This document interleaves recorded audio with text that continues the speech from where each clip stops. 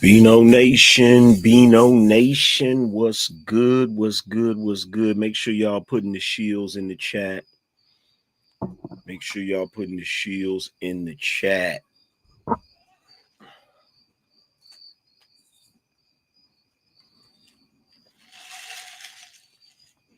So, we got an interesting one for you guys today.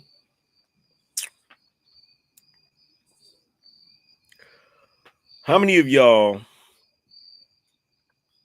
saw me on a panel 2 days ago, or maybe you saw the clips of me on a panel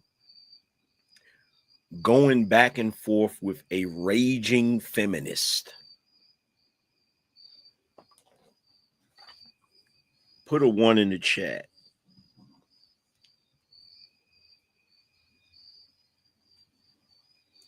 If you saw me going back and forth with that raging feminist,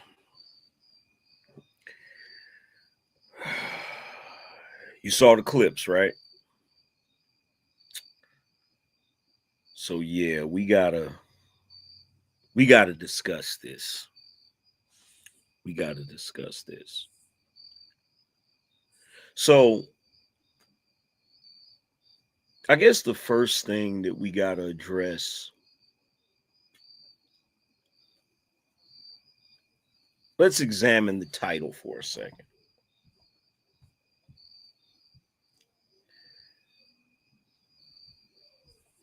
There are women in the modern day that truly believe that they are part of some sort of feminist army and they're waging war against the patriarchy, which is the reason why I titled this Unveiling Feminism's False War on the Patriarchy. Just the idea that feminism can even wage war against the patriarchy is the most ridiculous notion anybody has ever come up with. This is how delusional these women are. They don't understand and they don't realize that feminism, just like hypergamy, cannot exist without the presence of the patriarchy. I'm going to say that again.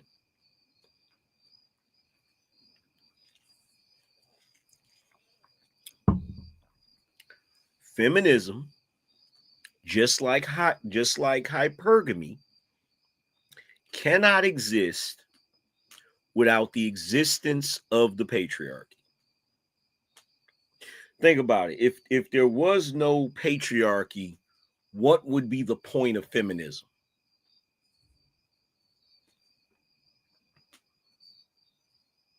What would be the point of feminism if there was no patriarchy?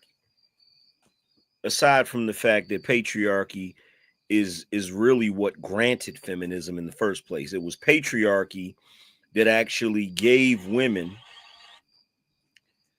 the rights that they have. Make no mistake about it, right? So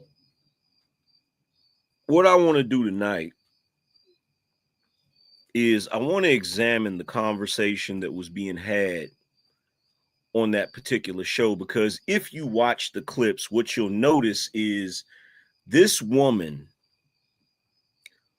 was bobbing and weaving. This woman was running from one corner of the ring to, she was doing anything in her power to avoid the logic that I was dropping.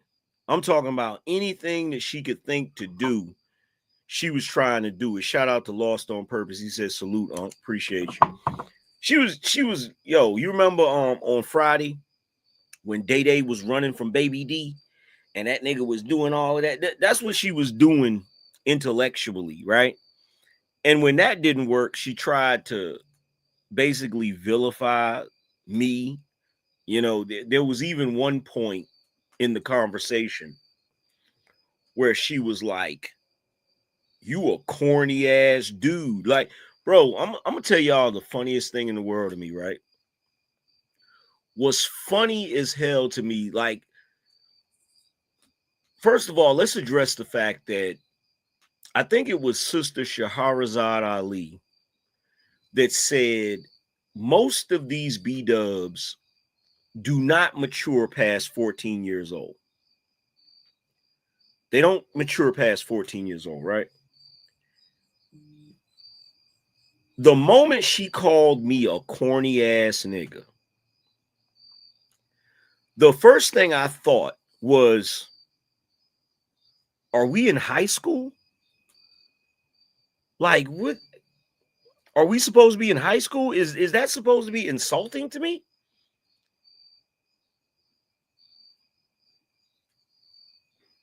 I mean, just before we even dive any deeper into this,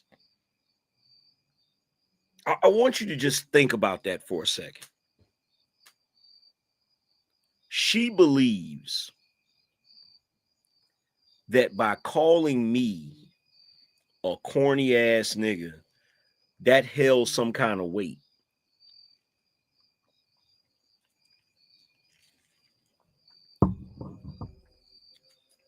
And then was like, look at you. And I'm like, okay, look at me. What's your point?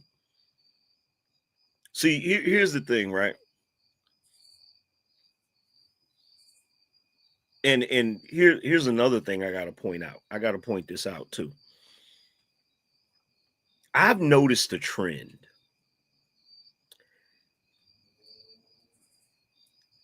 This particular chick is not unique.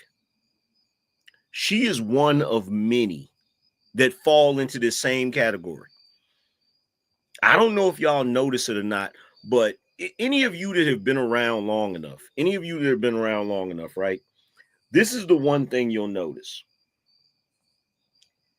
Anytime a woman that just happens to be a black woman that has a chocolate complexion, that is slim, and somebody told her she's cute, they get on YouTube and they're the most problematic. Has anybody else noticed this?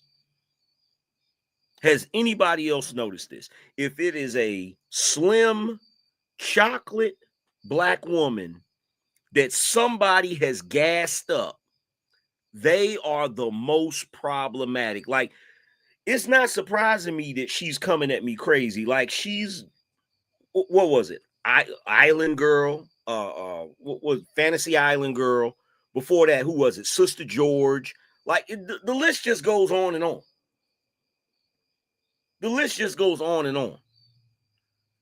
And I'm gonna tell you what I think it is. This is what I think it is. I think because typically women of that complexion have that sort of thing going on where they feel like darker skin isn't the thing. But when somebody tells them that they're cute, you feel me? It's like their ego just goes out of this world to the point where she can find herself on a panel disagreeing with me, right? Disagreeing with me, but then gonna say, because she couldn't agree with me, right? Because she couldn't challenge what I was saying, right? She decided, you know what? I'm going to insult him in a way that makes him feel like he doesn't have a shot with me. Like, could you imagine the ego? Shout out to Brittany, says showing support from Alabama. Appreciate you. Can you believe the ego? Now some of y'all may not view it the way I view it, right? But I look at it like this. I'm a grown man in my 40s. She's a grown woman almost in her 40s, right? She has a boyfriend or claims she has a boyfriend. I have a wife.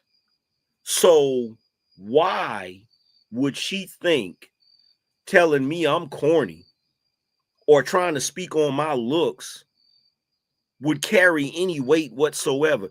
Could you imagine the ego? I need y'all to really think about this.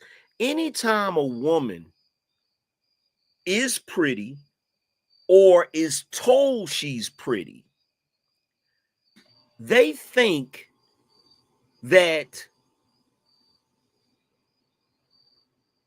it's hard to describe. It's hard to describe it, but it's like they think they're the arbiters of who is acceptable. So it's almost like in her mind, she's like, well, I know I'm a pretty girl. So if I tell him he's a lame ass nigga, that's gonna crush his ego. And it's like, what? Are you okay? Are you an adult? Are you an adult? First of all, to that sister, right?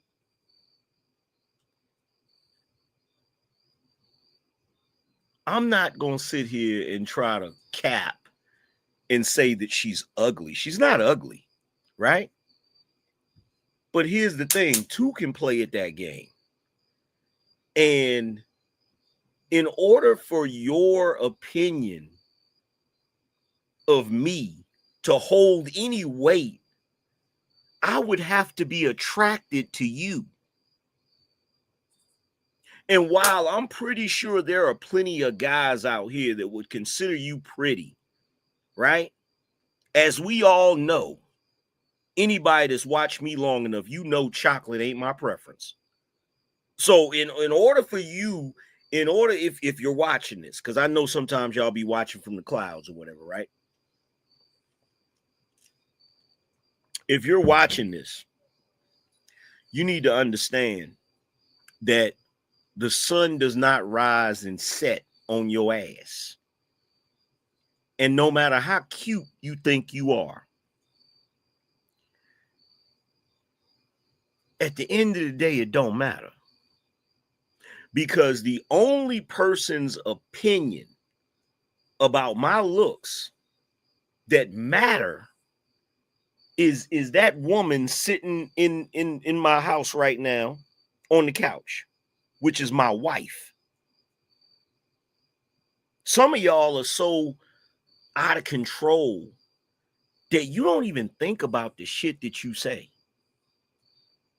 Now, the entire time, if you notice, anybody that was watching that stream, if you notice, for the entire time that I was conversing with her, even when we started insulting each other, if you notice, I never said anything about her looks. Not once. Not once. And the reason why I didn't say anything about her looks is because her looks is the last thing on my mind in that discussion. Her looks is the last thing on my mind, which raises the question, why is my looks the first thing on hers? I'm going to say it again because y'all didn't catch it. I'm going to say it again because y'all didn't catch it. Because I know women. I know women. And the one thing I know about women is when you a ugly ass nigga, the last thing they thinking about is your looks. So my question again is,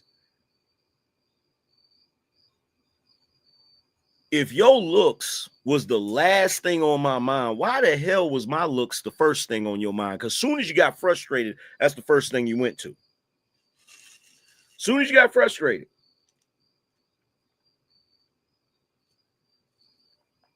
Soon as you got upset, first thing you did, yo, you need to lose some weight. What? What? I beg your pardon? I beg your pardon?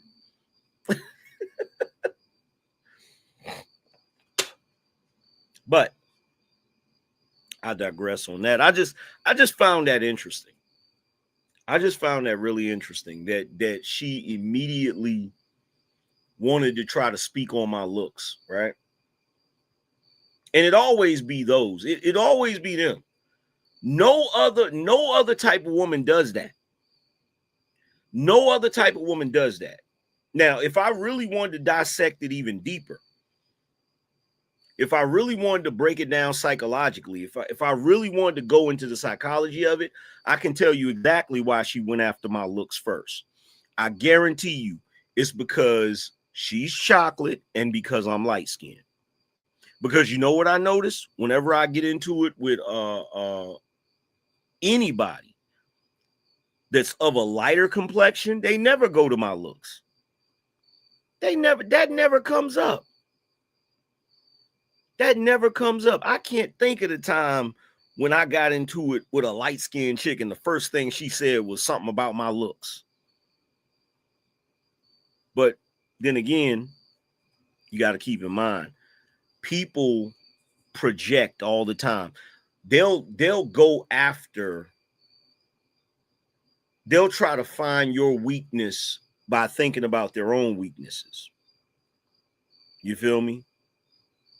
So they'll go after your looks if they're self-conscious about their own. They'll talk about your weight if they're self-conscious about their own.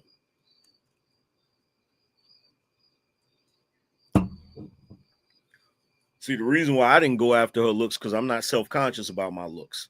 The reason why I didn't say nothing about her weight is because I'm not self-conscious about my weight. Like, what's the point of that?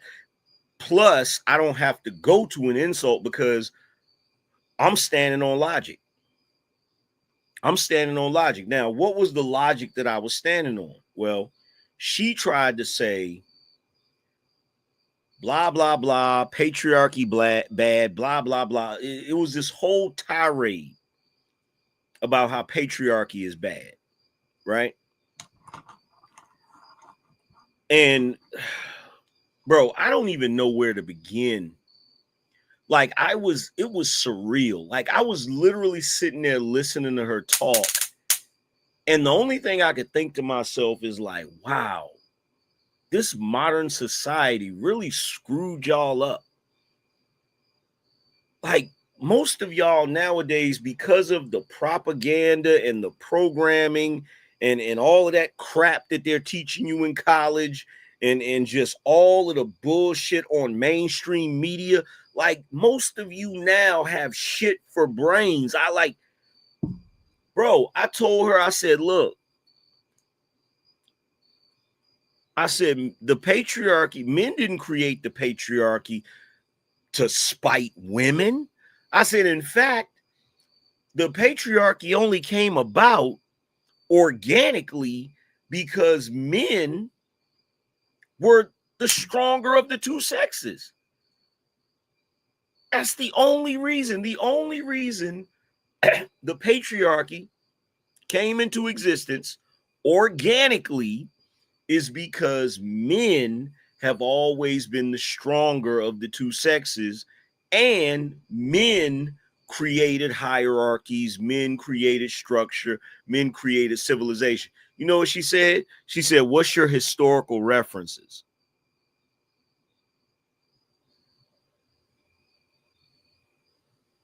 No, she said, what's your reference? I said, history. She was like, well, what history? Human history. What? I mean, let that sink in for a second. She didn't even know.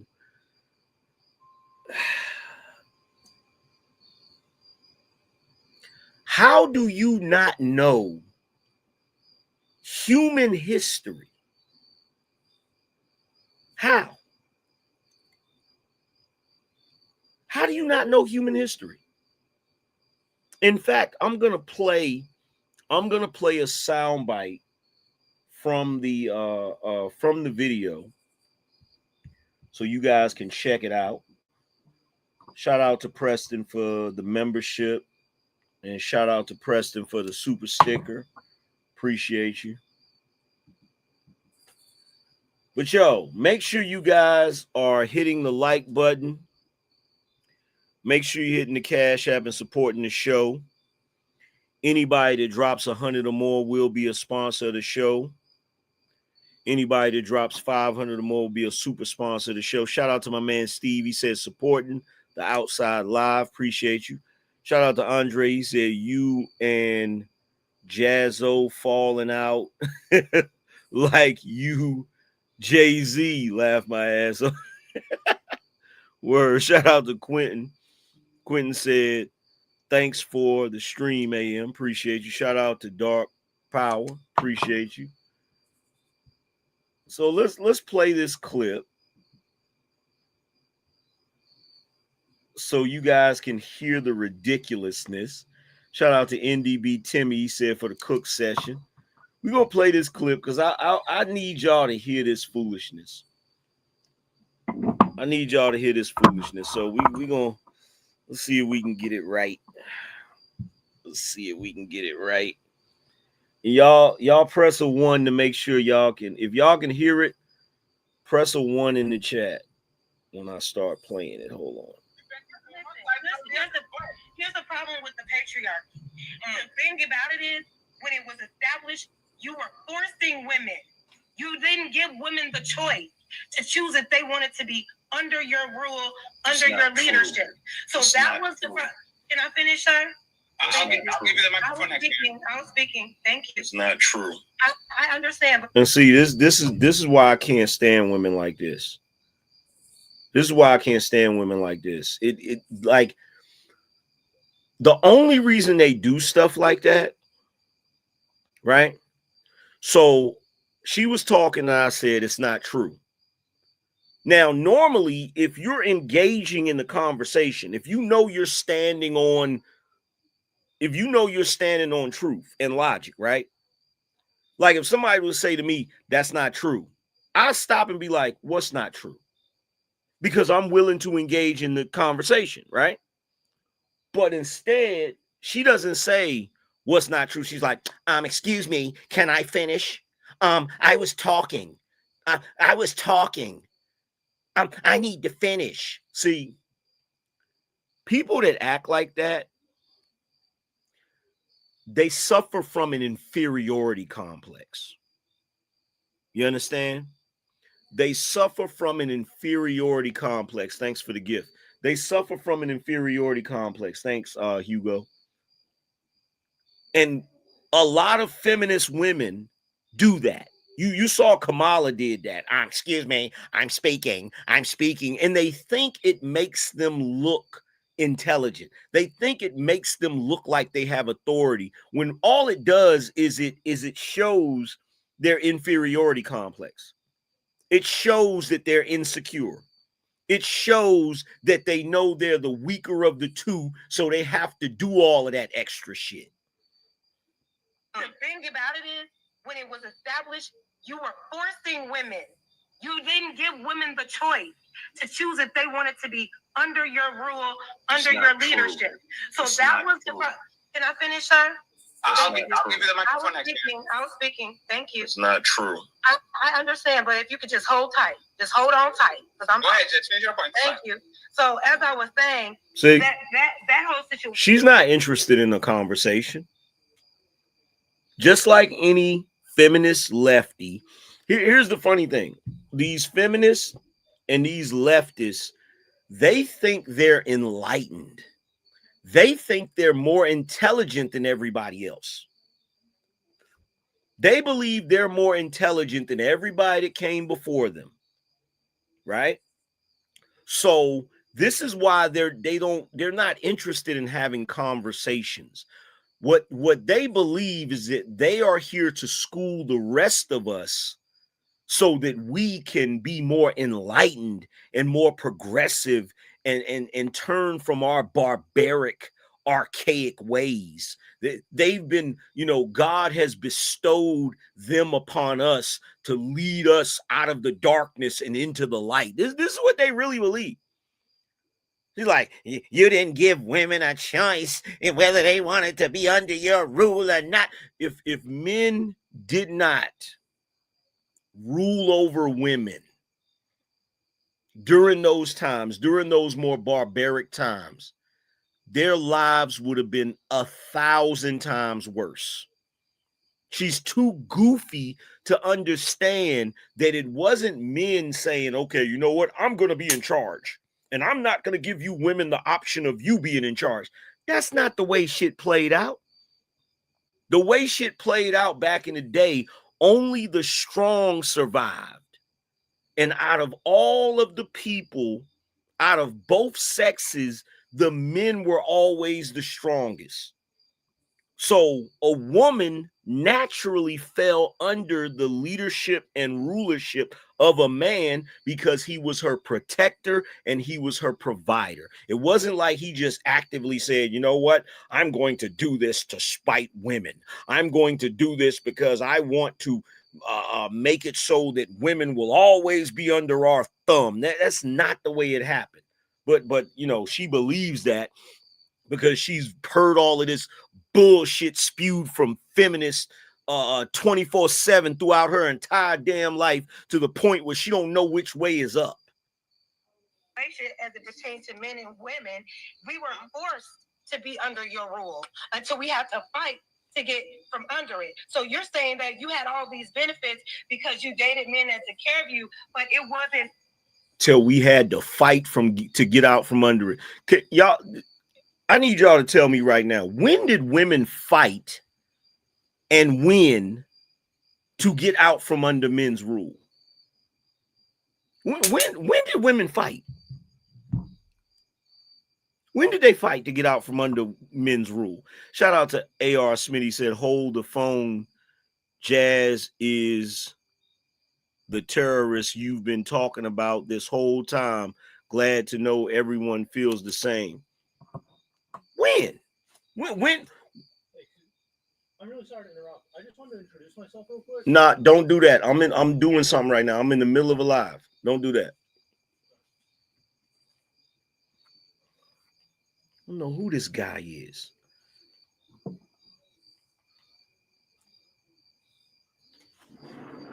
This dude over there at the next door house, he come walking up talking about, hey, excuse me, I want to introduce myself.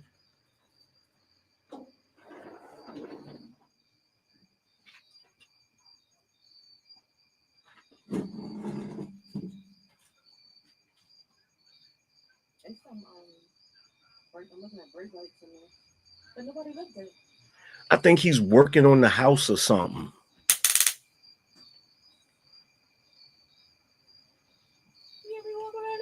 Huh? Yeah, go around there and see who he is. Tell that guy, like, I'm doing something. He can't. Let me get the knife.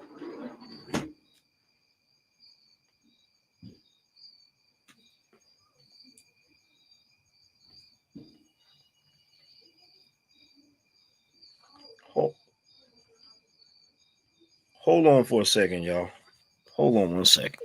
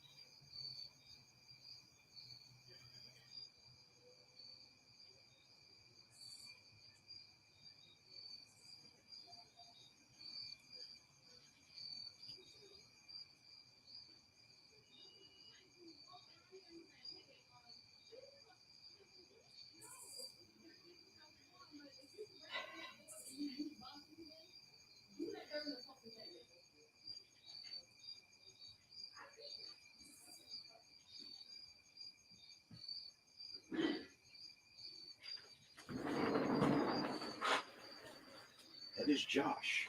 I don't give a fuck what his name is. You heard me? I said, you need something? What you need? That is Josh, our new neighbor. Whoa, is that a tarantula? I can't even say it. Why? Where? Right here. God damn. Ooh, baby. Arachnophobia. Help me, baby Jesus. Oh, my Lord. I wanted to get my baby. Get in here. Nah, he need a bullet. He need a bullet.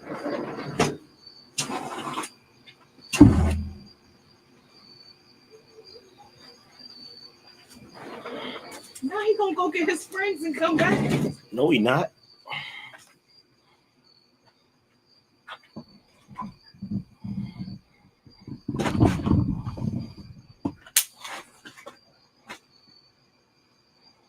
Shit. It's big.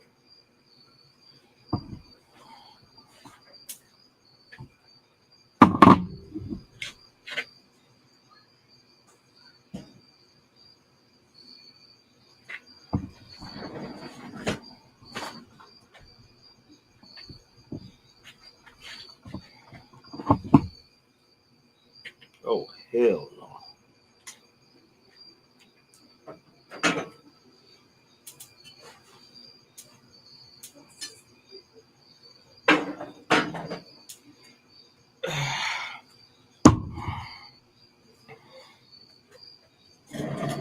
Oh my God.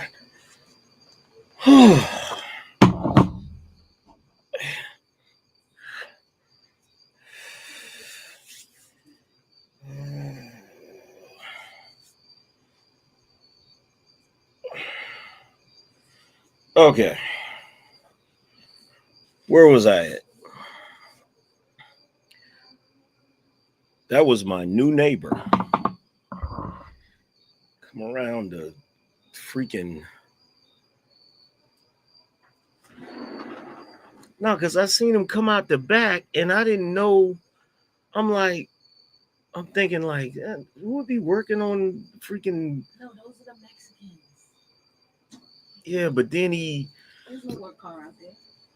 then he's like, okay. Fucking white people, you don't know you can't walk around the back of somebody's house in a pitch black. What time is it? 8 o'clock at night. Hey, how you doing? I'm Josh. Yeah. I'm out there talking about, you need something? What you need? How? Yeah. See? Don't set me out. And he's in his car looking at me. And I'm looking at him. I'm like, and he rolled out the window. I'm like, what you need? Yeah. These people next door is crazy. We are. Yeah. I am. It's gonna have. I'm gonna have to have that. White people. I'm gonna have to have that conversation with him. Like, bro, it's the middle of the night, bro. Yeah. Like it's nighttime. Hey, buddy. It's Hey, nighttime. buddy. Get your ass. It's nighttime, and you walking. It's dark. Walking around the. They have no like. Someone their own little fucking world. Their own world. They don't know that me and the girl's about to jump on his ass. I'm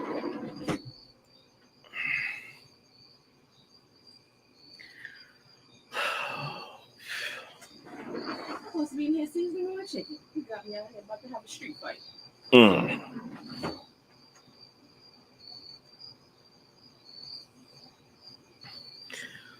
Let's see. Shout out to the Red Pill Conservative who said jazz is more common in the black community. It's either the ratchets or the feminists. I don't even blame them. The simps empower them. Facts. Shout out to Lost on Purpose said life was about to get complicated for that man. He said, shout out to your wife.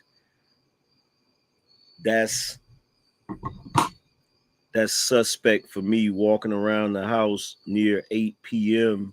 at night, bro. You lost, homie? Yeah.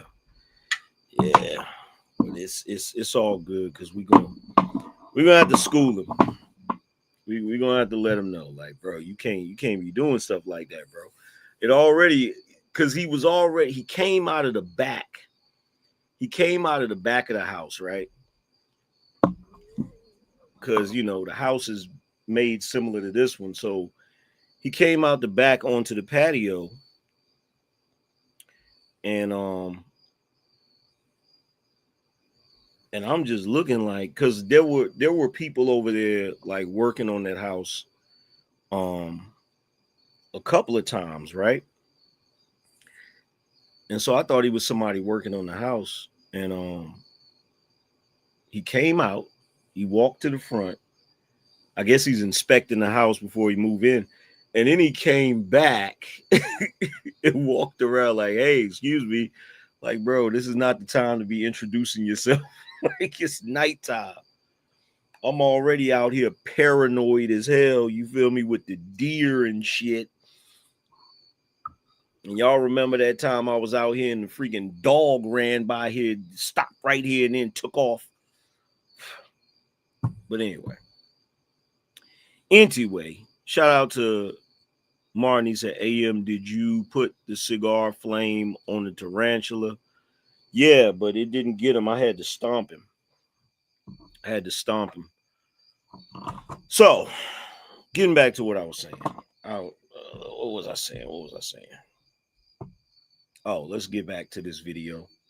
Play some more of this shit. Let's listen to what she had to say. By our choice. So patriarchy can be fine if you're not taking away someone's autonomy to choose if they want to live under your rule. That's the issue with the patriarchal system, is that y'all like, well, if we're doing this, why aren't y'all virgins? Why aren't y'all submissive? Some women are. Some women do want to be submissive, but you are trying to remove the choice and say you need to do this because I'm a man. That's where it gets all fucked up. Y'all are taking the choice away from women and then switching it and saying that's your way of protecting. So you are admitting. So you can't protect me and then say you can't protect me and then say you don't give a fuck about my autonomy. So you are admitting, Angryman, you go right after me. I'll put you up. So you are admitting that the patriarchy doesn't make you do shit, right? Y'all are not. I just want to make sure that you're saying what you're saying. Like, you literally accuse the patriarchy of creating this system where a woman are taking. Did men not establish that all women needed to do was be beautiful? They didn't need money. They didn't need an education. Did y'all not set that? Hey, one second. Let me use the same logic that you use, right? Are we making? No. Hey, Jazz. 2025 is the patriarchy. And not to mention the fact that I don't know what's going on with people on the left lately. And she's definitely on the left. She's definitely a feminist. She's definitely on the left. She's definitely all of those things, right? I don't know what's been going on with them lately, but if you go back and look at that video, and notice how her eyes look like they're about to jump out of her head. If you go back and look at that video, she's on the camera like this.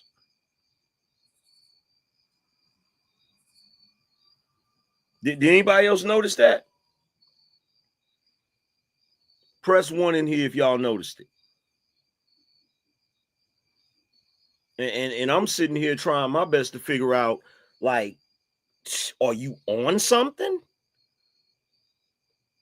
Like, what?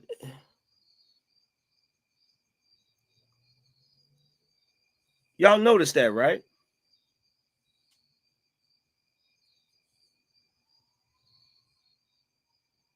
He's an angry man. She's a drunk. She drinks heavy. I believe it. But you know, here's my thing, right? I'm sitting there listening. And I'm like, what the hell is she talking about? I'm like, what is she talking about? What is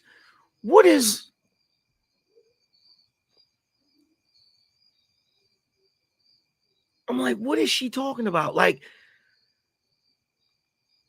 I'm sitting there listening and I'm trying my best to unpack all of the shit that she was saying, bro. Because in her mind, it's like, oh, men have been actively oppressing women since the beginning of time.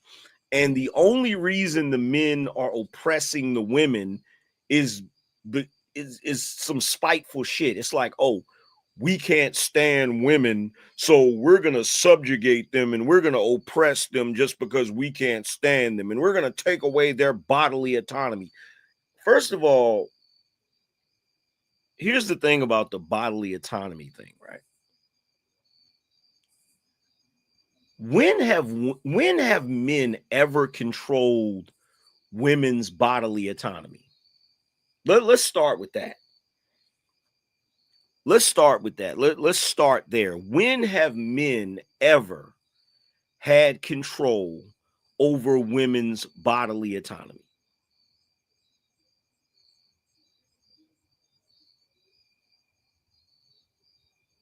When? When in the history of the world?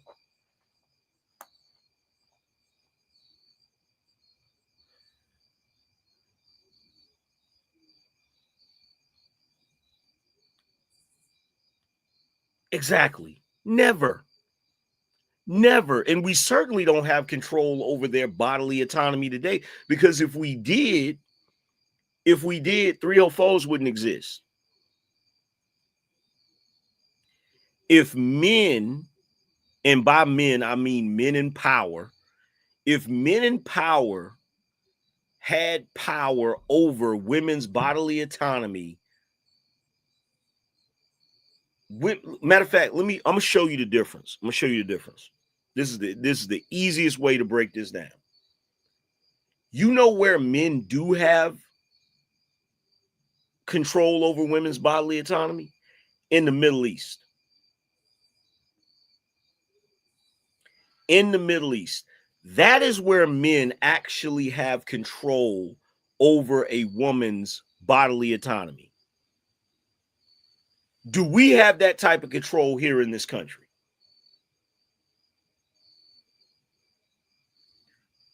Shout out to GTVI Rhino. I think that's how you pronounce it. So what's crazy about all this fight the patriarchy and their marches, they still have to ask Democrat male politician to give them rights. Bro, and here's the thing. In America, we have never had the power over women that the men in the Middle East have. Unless you want to put slavery in that. If you want to put slavery in that, then you can say, yeah, female slaves didn't have power over their own bodily autonomy, but neither did male slaves. But there's never been a moment in American society where all of the men collectively have had power over the women the way men in the Middle East have power over their women. That is a prime example of what it means when women do not have bodily autonomy. And it's, bro, nothing is more annoying to me than a woman that claims she's fighting the patriarchy while simultaneously being unruly and out of control. How is it? One could look at her behavior. You could look at her behavior and make an argument that there is no patriarchy. At least not in the sense that she's describing. You could literally look at her behavior on that panel and say, you know what? This control that you claim men have, it obviously doesn't exist, because for the entire time she was on that panel running her mouth, I didn't see no man able to shut her down. I didn't see no man able to stop her from talking.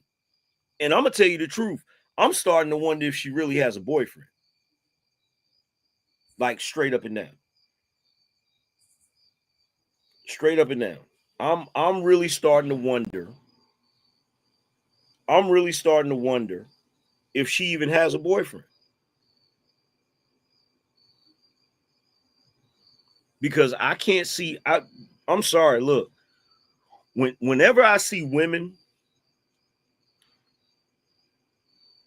that whenever I see women that go that hard at men, it's like, I know you do the same thing if you're in a relationship. And that type of shit, that's the type of shit that runs men away. That's the type of shit that make men want to be like, you know what, I'm out. I can't do this, right? But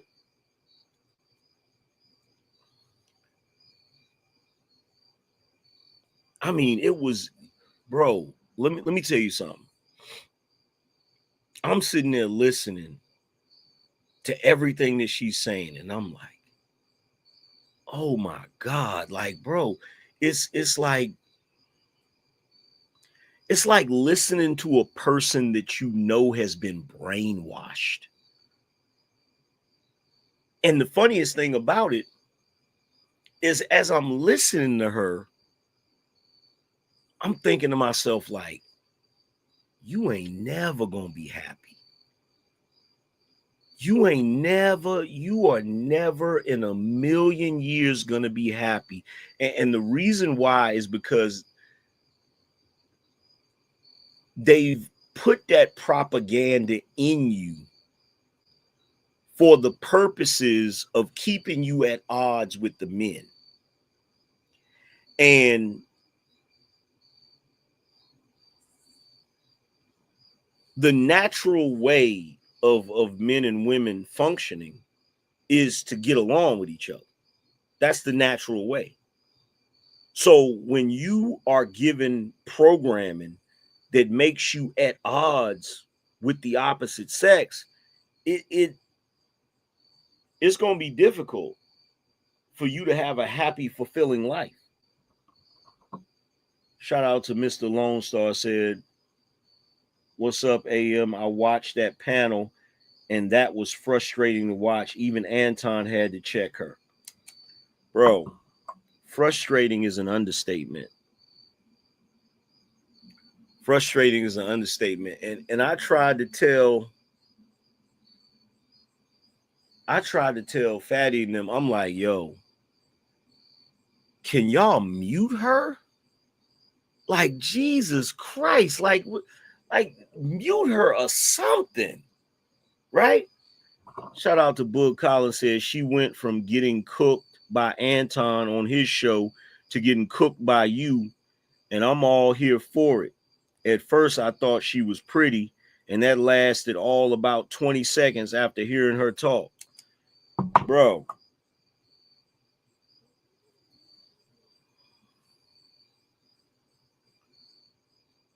it's been a while since I've had to deal with somebody that on a panel that was that out of control, right? And when I told him, I was like, yo, can y'all freaking mute her? Like, what the fuck? What is going on? Like, and they hit me with the, well, this is ladies' night.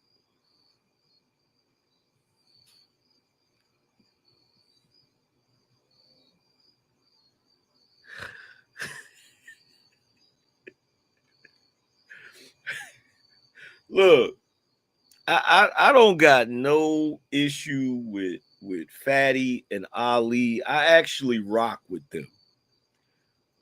But do y'all have any idea the irony of a woman complaining about the patriarchy and how women are at a disadvantage, and she's literally on a show that was created by men for women? Like, that show, which I think is on Sundays, if I'm not mistaken. Sunday, Monday, I can't remember which day it is, but that show was created by two guys to give women the opportunity to talk at length. And she comes on there to complain about what women can't do. Just let that sink in for a second, bro. Just let that sink in for a second. That's like if somebody said, you know what? That's like if somebody said, hey, we're going to create this show that's just for the purpose of giving you props, Angryman. Cool. And then I go on the show to complain about not getting props. That's literally what that is, bruh. It's the funniest shit in the world. Women will be, look, in this country, we have made an overcorrection. Okay? Women felt disadvantaged. So because women felt disadvantaged, we've created a society where women have all the advantages. Women have all the privileges. And you know what they do with those advantages and privileges? They use them to complain about their lack of advantages and privileges.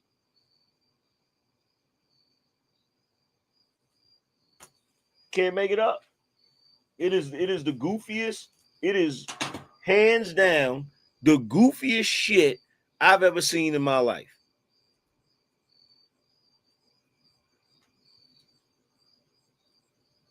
The goofiest shit I've ever seen in my life, bro.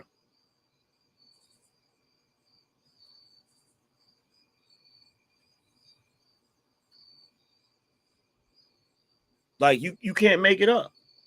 Shout out to Mama says she probably really because she hates men. Yeah, she can't stand men. She can't stand men. And I don't care what nobody say. Ain't nobody gonna convince me otherwise. She cannot stand men. If I didn't take nothing away from that conversation, I took that away from that conversation. She cannot stand men in no way, shape, or form. And she's one of them people that believe that if men would just step aside and let women be in charge, we'd all be living in heaven. We'd all be living in a utopia. Could you imagine? Could you imagine? Could you imagine somebody like her in charge of anything? Hell, a popsicle stand. Could you imagine? Shout out to Martin said belligerence to the max because I have to prove to myself and other women that I'm better than you. Iblis's mindset is definitely in the house. Yeah.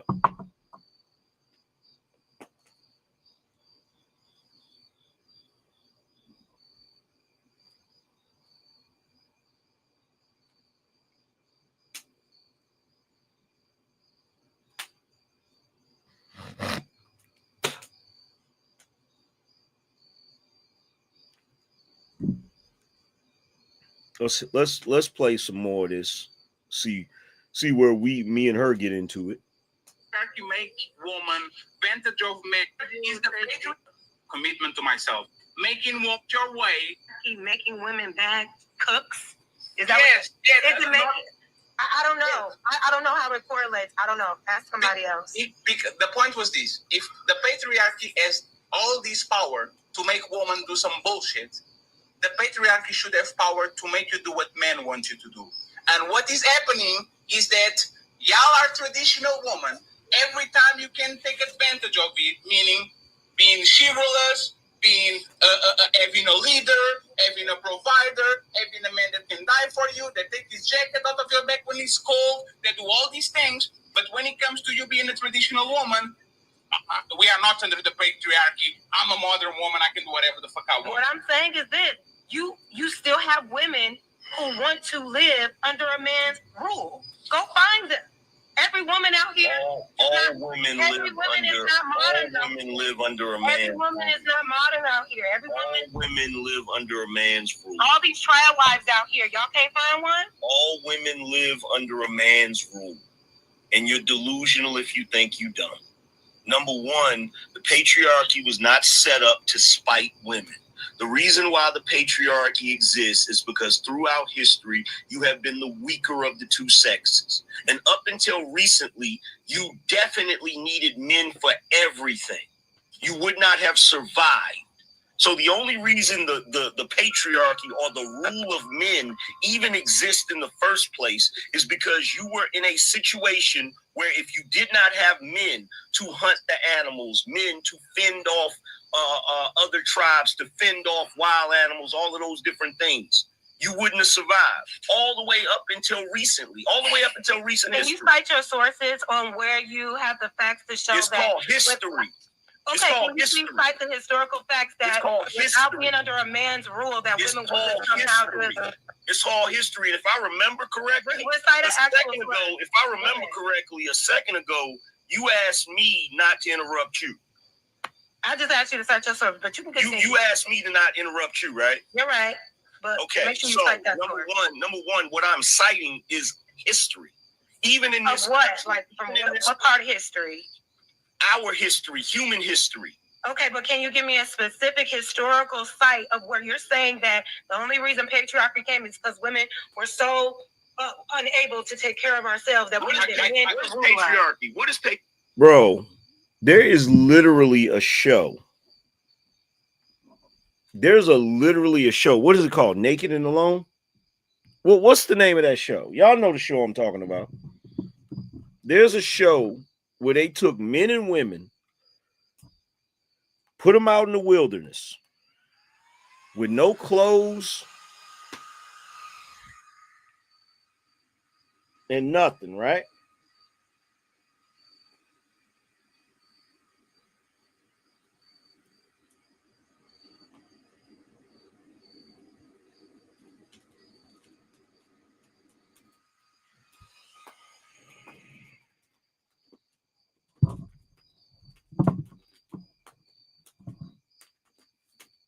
Naked, whatever show that is, right? I can't remember which one because there's numerous shows like that. But they separated the men and the women.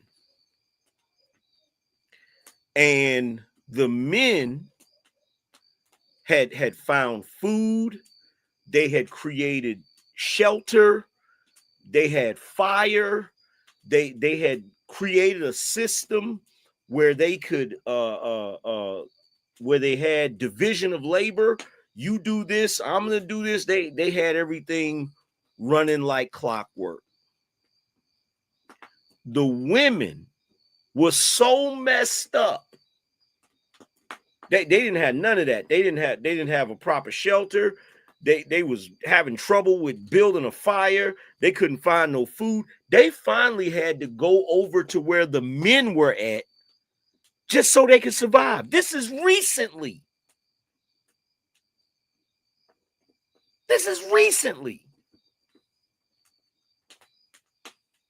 And this mud flap is sitting on a damn panel telling me, cite your sources. And this is what makes it so infuriating. This is what makes it so infuriating. The only reason women like her are empowered today is because of the security and the comfort and this protective bubble that men have created for them.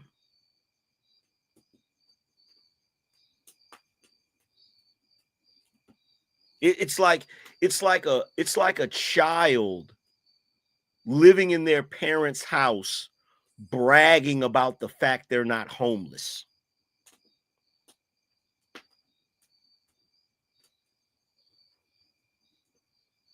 It's like when Vanessa from the Cosby Show got into that fight, and she said, "Well, she called me rich girl, and I wouldn't have gotten to the fight if we wasn't so rich." And Cliff and Claire said, "Wait a minute, we ain't rich. Me and your mother are rich. You have nothing." These women really don't understand. They really don't get it. Shout out to Martin. He said, belligerence to the max because I have to prove myself. Already read that one. Bro,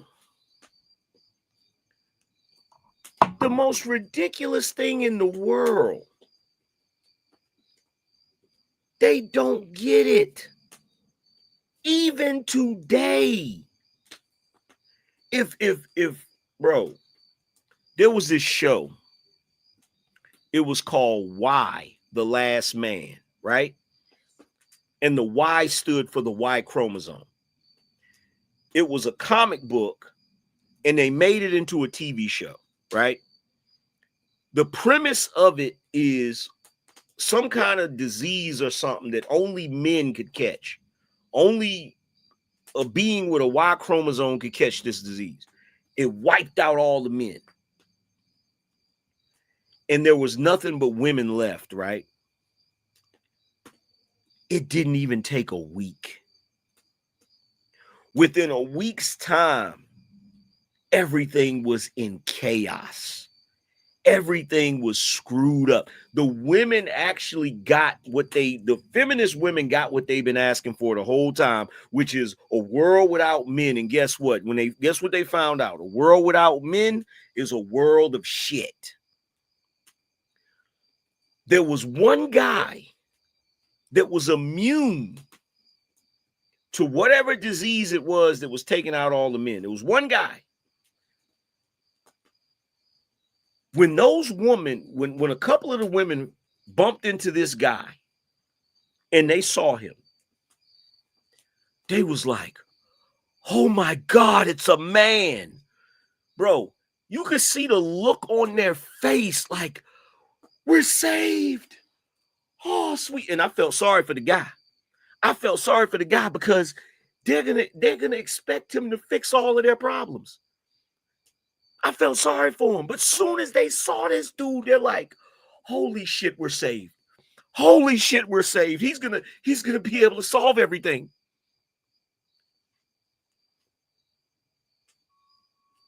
Bro, if men woke up tomorrow and said, fuck it, I'm not going to work today, do you have any idea? And I don't mean some men, I mean all men. If all men woke up tomorrow and said, you know what? Fuck this shit. I'm not working. I'm not going to the power plant. I'm not going to the construction site. I'm not going to pick up any trash. We'd be fucked. We'd be screwed. We'd be screwed. But guess what? If tomorrow morning all women decided, I'm not going to work today, it wouldn't stop shit. It wouldn't stop anything. You know why? Because you do not do the most important jobs. You just don't. You just don't. You just don't. Go look it up. Go look it up. The most important jobs in this society, the infrastructure that keeps this shit rolling, y'all don't do none of that shit. Y'all have what I call vanity jobs. Y'all have what I call vanity jobs. What is a vanity job? It's all the industries that our society created so that women could get jobs and feel empowered. It's paper pushing. It's professional chair sitting. Shit like that. Y'all ain't going out here to work in no construction site. Y'all ain't going out here to be no trash men and pick up the trash. This is what's so crazy about it. That's all you'd have to do. All you'd have to do is have a nationwide strike of sanitation workers, and we'd be screwed. We'd be screwed. If the sanitation workers did not pick up the garbage, we'd be screwed. We'd be screwed. We would be screwed. And here's the funniest thing about it.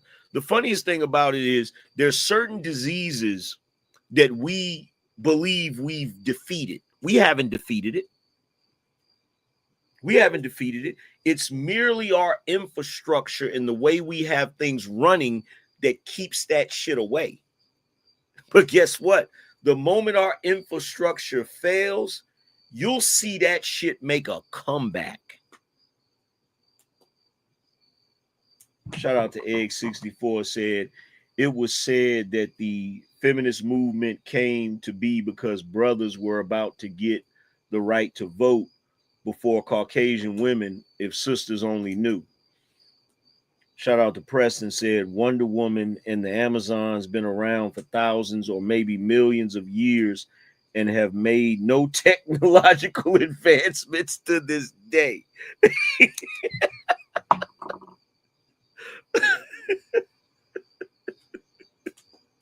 Hey, bro, that's a funny ass joke. I got a better one for you. She never had no invisible jet. That was just her flying around in the seated position. She didn't have no damn jet.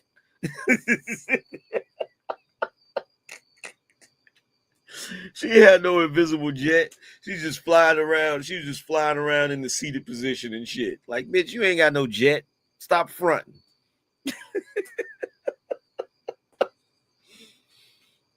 But yeah, like this whole, you can't, to all of the feminists,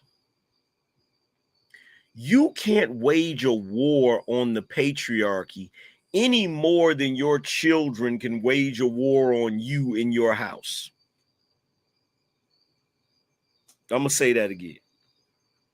You women that are feminists, you cannot wage a war on the patriarchy any more than your adolescent children can wage a war on you in the house that you pay the bills on.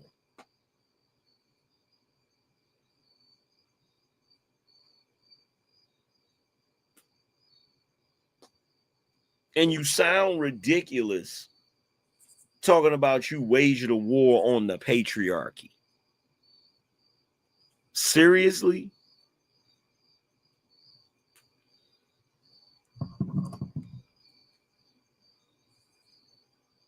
Patriarchy. Okay, well, patriarchy is generally understood as a social system in which men hold primary power. Okay, stop right there. Roles, stop right there. And dominate roles. Stop right there. Stop right there. Let me finish. No, we're not gonna play. No, we're not playing feminism today. This is the definition. No. We're not doing that. I'm asking you what the basic of patriarchy is. You said the rule of men. You said the rule of men. Look it up. You said the rule of men. So let's stop right there for a second. I didn't say that. If you will let me. I didn't say anything about rules. You're not listening. I never said anything about rules. How did men come into the position of being the rulers? Okay, so like I said, it's understood as a social system in which men. See, that's an idiot right there. That's an idiot right there. Make no mistake about it. That is an idiot right there. The whole reason why I stopped her is because the point that first of all, I asked her the question. What is the definition of patriarchy? Right? The first part of it was the part that I was going to make my point on. But no, she has to read the whole definition. And so I interrupt her and say, no, the first part, let's just stay right there. Okay, so anyway, I'm going to keep reading the definition. This is why y'all don't run shit. This is why. This is why. This is also why men back in the day weren't interested in anything you had to say.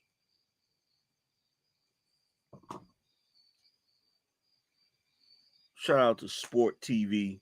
Said, we just have to turn the lights out for 30 days worldwide, and then we'll get some act right. Facts. Bro. Like, it's crazy because it's like there's a whole army of women like that want to be important so bad. They want to be important so bad. But here's where the problem is. They want to be important, but they don't want to earn it. They don't want to earn it. Like I said, again, it's like the kid, it's like the teenager in your house that's saying, I'm not a kid anymore, I'm an adult, but they don't pay no bills.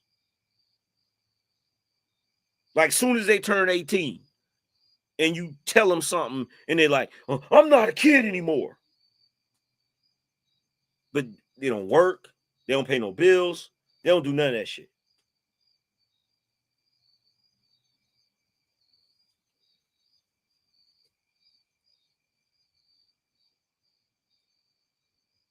Why does a kid that's 18 years old feel that way? Why do they feel the need to say that? I'm an adult because I say so. But you haven't done anything to show that you're an adult. And here's the thing, to that woman and to most women that are feminists, you want us to acknowledge that you can run the show. You want us to acknowledge that you can be in charge. But there's only one problem. Everything that you have was given to you because you complained about it, not because you earned it. The entire feminist movement is a movement of you complaining to get what you want. Shout out to Black Rosewood TV, said once they realized they were only taxing half the population, they allowed them to work while simultaneously separating the nuclear family. Facts. Yeah, it's just like the WNBA. It's just like the WNBA. It absolutely is just like the WNBA. The WNBA wants to be as important as the NBA. The only problem is they're not the NBA. You're not the NBA.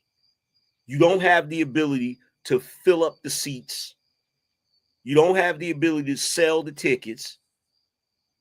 Your performance level isn't at the same level as the NBA. It's not.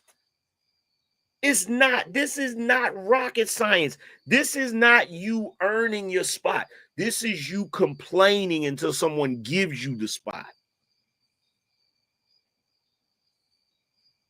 Shout out to the Diz, said, turn Labor Day into no labor at all day for men, and it would be a vicious holiday. It would be an annual reality check reminder.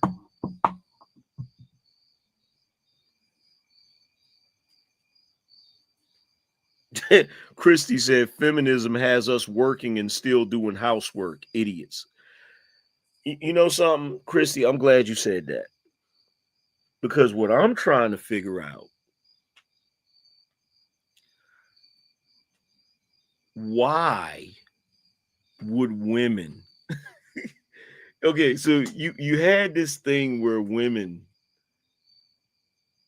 would get married to a guy, he would go work, and she could stay at home and I guess what, clean the house for what, 10-20 minutes, and then the rest of the day watch soap operas and talk on the phone with our homegirls and whatever the fuck else, and didn't have to work. Like, you traded that so you could be strong and independent and have to go out here and work on your.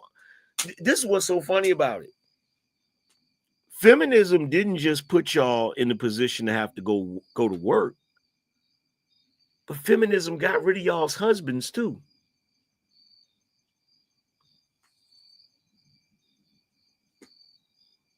Feminism literally turned women into men.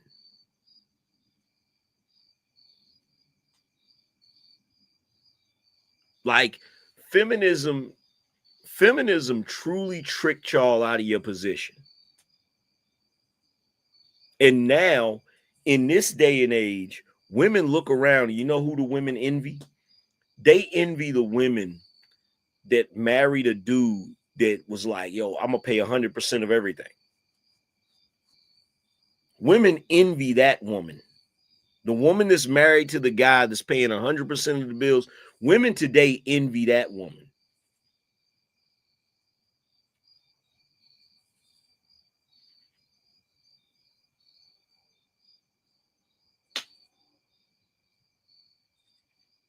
This shit is sad, bruh. This shit is sad. It's pathetic. Black Rosewood TV said they literally signed up to work until age of 67. Crazy. And look, let me tell you something. You don't see it right away. You don't see it right away. You don't see it in their 20s, right? But let me tell you something. Go look at any woman that has been working since they was a teenager. Look at any woman that's in her 40s going into her 50s that's been working since she was a teenager. I've never in my life seen anybody as bitter and miserable as those women. I just haven't. And this is what y'all don't get. Like y'all have bought into the equality shit so much. Let me tell you something.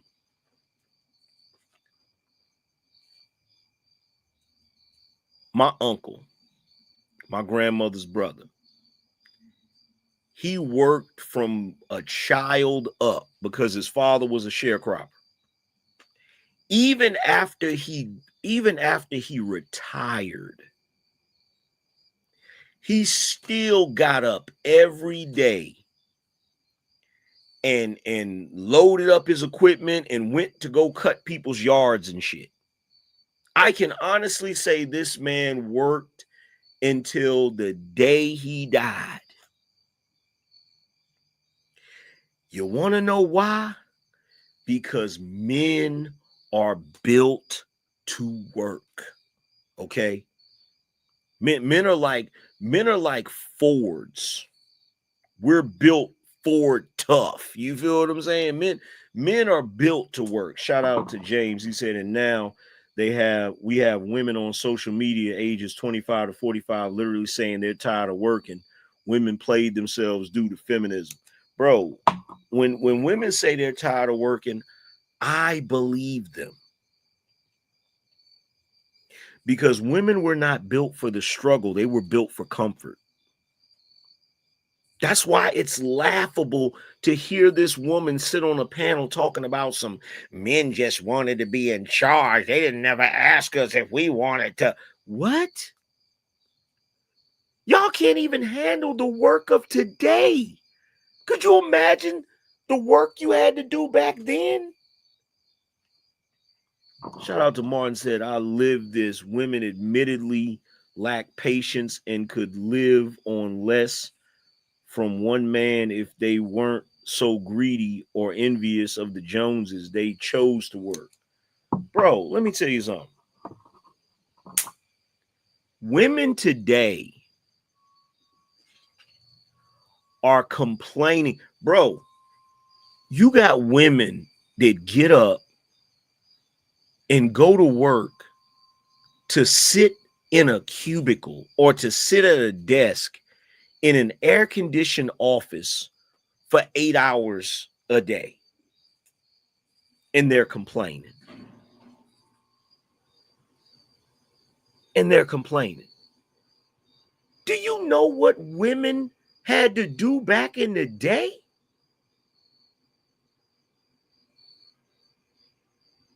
What? Especially these black women, right? Back in the day, see, here's the funny thing. I don't know how they tricked y'all into jumping on the feminist thing, because guess what? The woman in the 50s that was the kept wife, shout out to Sport V, excuse me. said if all women took a day off, that's called a vacation. If all men took a day off, that's called a purge. Look, I don't know how white women tricked black women into joining the feminist movement, because black women were already working. Go back and look at the movie The Help. The women that claim that they couldn't own anything and they couldn't work and couldn't do that, that was white women. That wasn't black women. Nowadays, you got black women complaining about sitting in a freaking office, an air-conditioned office behind a desk. Black women back in the 50s had to go to somebody else's house. Black women back in the 50s got up in the morning, cooked breakfast for their family, got dressed, went to somebody else's house and did housework, scrubbed floors, all types of shit, and then came home and cooked for their family and kept their house and shit. And guess what? Them black women back then didn't complain half as much as the ones today.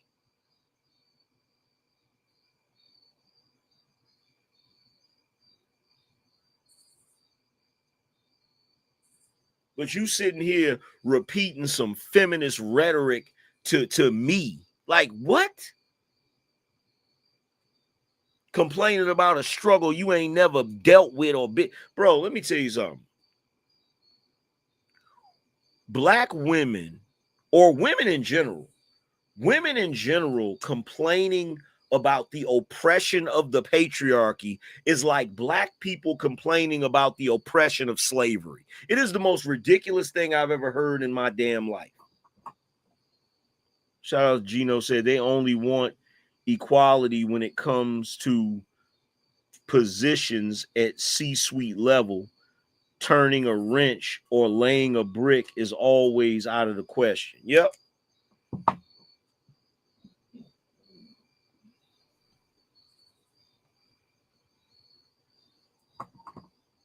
Shout out to D. Anthony. He says support for truth over lies and unaccountability. Appreciate you.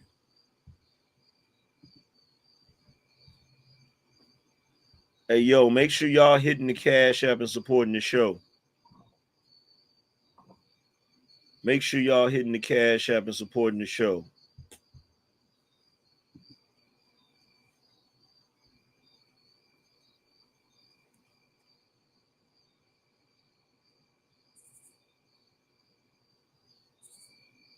Bro, it's the most ridiculous thing I've ever... It is the most ridiculous thing I've ever seen in my life.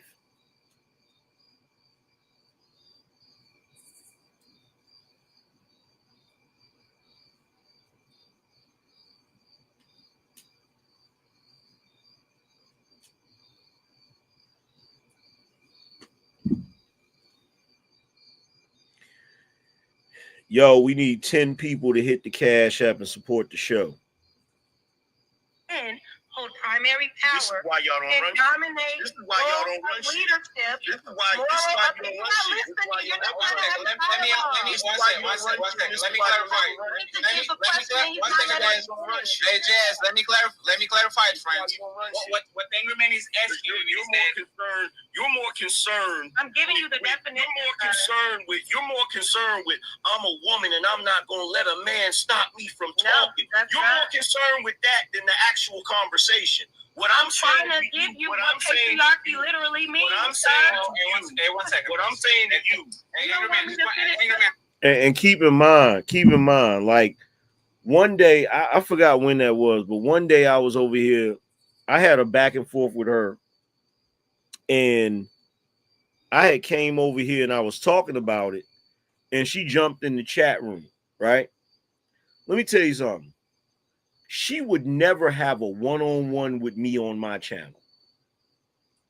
Here's the one thing y'all got to realize about women that act like this. They'll never have a one-on-one with me on my channel. And you know the reason why? And this ain't no shade to nobody else. This ain't no shade to anybody else. However you want to run your panel the way you want to run your panel. But the reason why women like that will never have a one-on-one with me on my show is because if they come on my show, they're going to have to act like they got some goddamn sense. I don't have no problem pressing that mute button. You ain't going to act a damn monkey and a damn fool on my show. You not going to do it. You not going to do it. And I'm sorry, I got to speak on it. You niggas, I don't give a damn if your show is called Ladies Night. And this ain't just for Fatty and Ali. I don't care what the show is called. I don't care if it got lady in the title. BGS tried that goofy shit too. I don't care if it's a ladies' night. I don't care if it's a ladies' show. I don't care. Bro, when y'all let them women talk over top of everybody and behave like children, it's not a good look. I don't give a fuck how you explain it. I don't care how you cut it. It's not a good look. It's not a good look. I'm sorry. It's not. That shit is crazy. That shit is crazy, bro. And for her, the only thing I can say is this. If she can't hold her liquor, right? If she can't hold her liquor, she shouldn't be on the damn show. If she can't hold her liquor. You feel what I'm saying? Barb said Fatty can run it how he wants. Oh, really?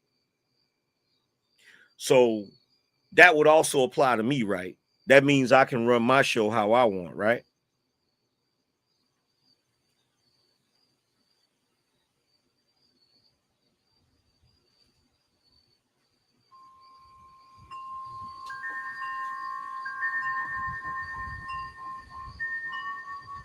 Barb said yes. So that means you don't have a problem with me booting you out of my chat room. Right? So you're going to be cool with me booting you out of my chat room right now, right?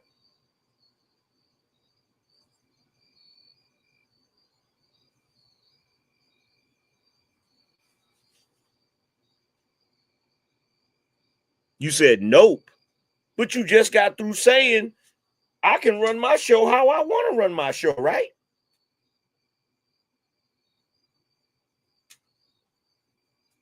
You just got through saying that I could run my show however I want to run my show, right? So if I felt like what Fatty and them was doing wasn't fair, it doesn't matter because they can run their show the way they want. The same way you right now may feel like it's not fair for me to boot you out of here, but by your logic, I can run my show the way I want, right?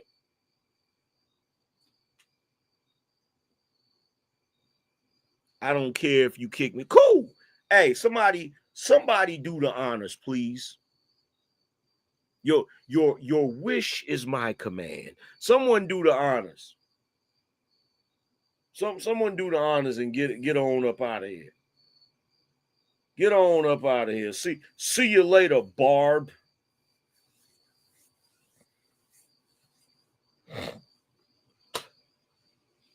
See you later. See ya. She walked right into that shit, didn't she?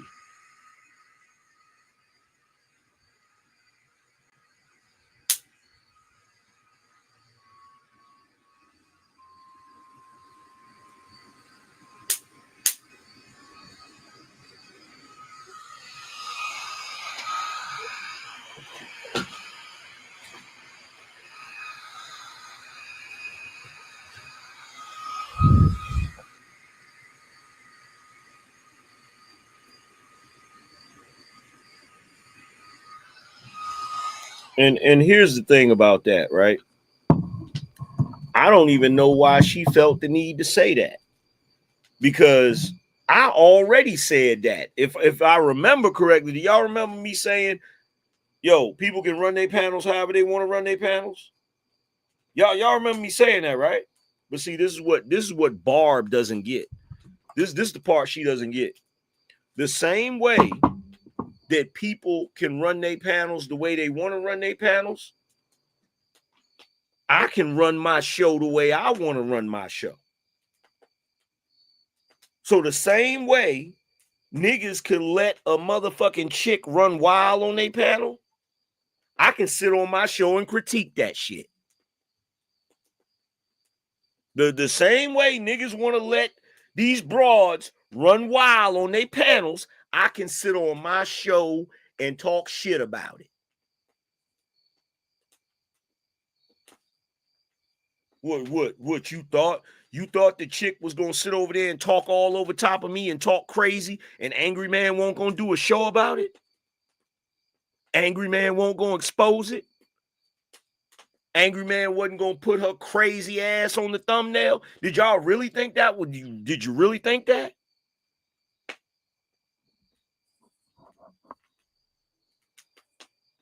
Did you really think I wasn't gonna speak on it?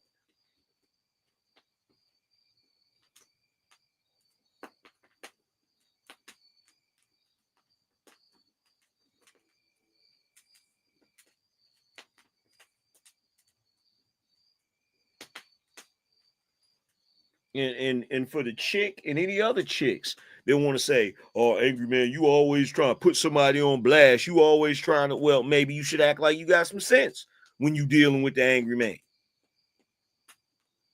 And she gonna say, "You came over here for the smoke." I sure did. I sure did. I sure did come over there for the smoke, and you couldn't handle the damn smoke. That's why you was deflecting, hemming and hawing. Deflection.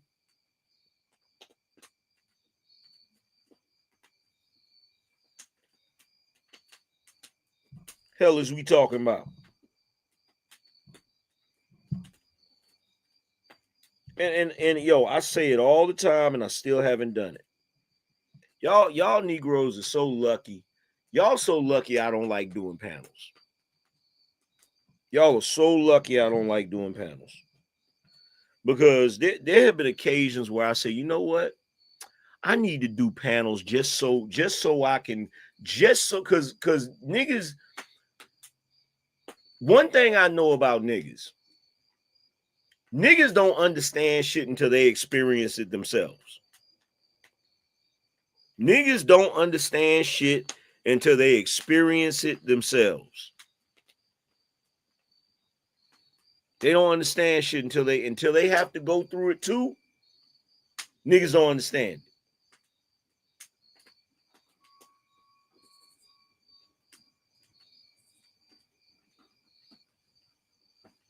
And cats is like, oh, well, you know, when you first came on, Angryman, you interrupted her. Yeah, you know why I interrupted her? Because she was talking out her ass. That's why I interrupted her. One thing I don't understand in these spaces, I've never understood this.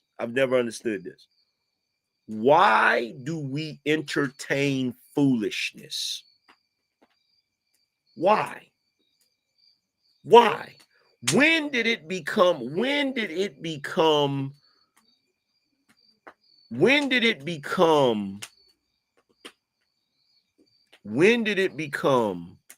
wrong to stop somebody mid-sentence when they're saying some dumb shit to tell them you're saying some dumb shit?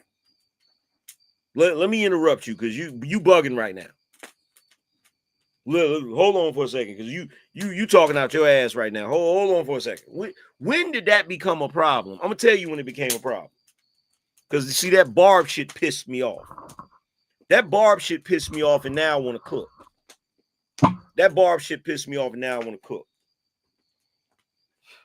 Should I cook? The fire is kicking up. Should I cook?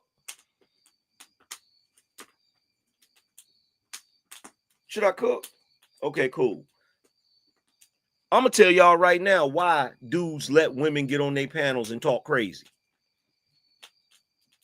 I'm gonna tell you why they let them get on the panel and talk crazy. They let them act unruly. They let them do all of that goofy shit. I'm gonna tell you why. Because they're afraid if they check the woman, she ain't gonna come back to the damn show. I don't know what it is, but niggas on YouTube believe that the only way you can grow a channel is to have women on the damn panel. And when women get on the panel, they pretty much do whatever the hell they want, because the moment that they start cutting up, y'all make all kinds of excuses for them. You don't want to check them. You don't want to hold them to a damn standard. You don't want to hold them to a standard because you feel like because they do that crybaby shit like she tried to do on the show. You know what? If I'm being a problem, I just won't come back. That's they know. They know. They know I'm going to threaten to not come back. I'm going to say, well, you know what? If I'm a problem, I'm just not going to come back and I'll just leave. And shout out to D Prez. It's like, bro, I'm going to tell you what it is. Think about it like this, right? How many of you like have seen a woman do this, right? Let's say your mama come over to your house, right? Let's say you grown now, you got your own place, and your mom come over to your house, right? But your mom overstep her boundaries, right? So let's say your mom come over the house and she feel like your house is too cold. And she go over to the thermostat and she turn it down some because she feel like it's too cold in there.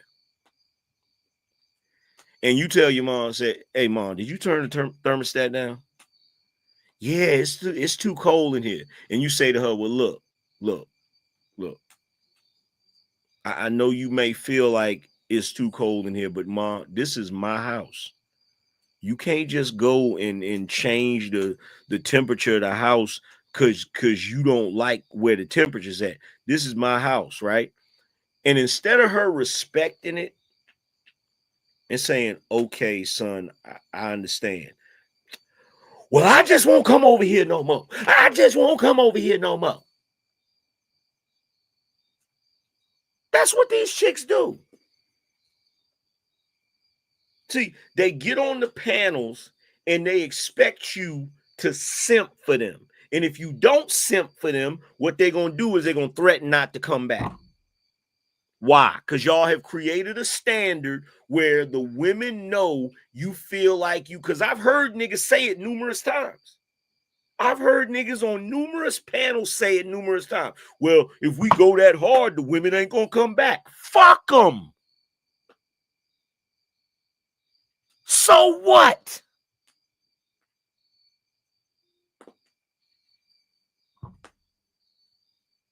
Shout out to Lord Geotron said, oh, thank goodness you just said that, big homie, angry man. You just brought the house down on all the sympathy that takes place in these streets.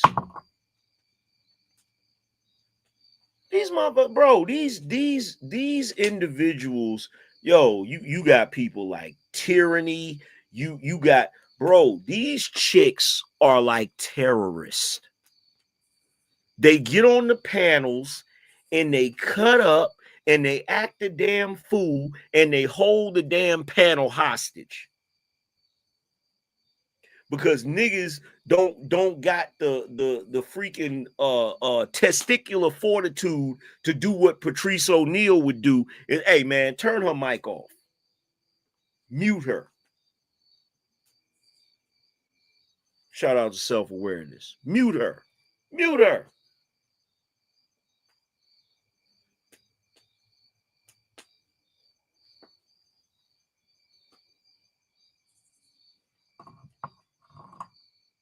Mute her.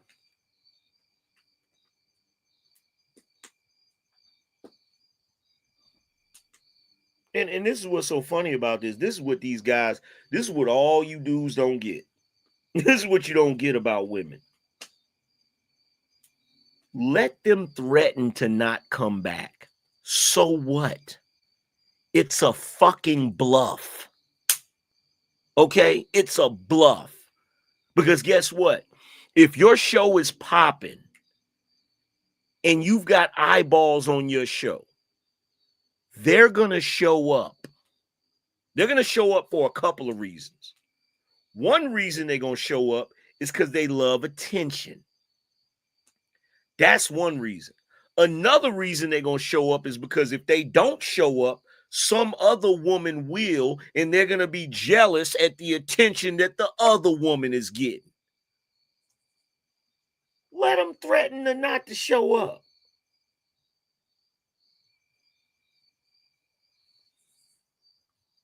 Fuck out of here with that goofy ass shit. How many times has Myron thrown a chick off of the show? How many times has Myron from Fresh and Fit thrown chicks off the show? How many times has Andrew Wilson went on the whatever podcast and cooked the shit out of the women? Told them they was crybabies and some more shit. Well, maybe you should go cry about it. Do you see Fresh and Fit or whatever podcast lacking for women to come on the show?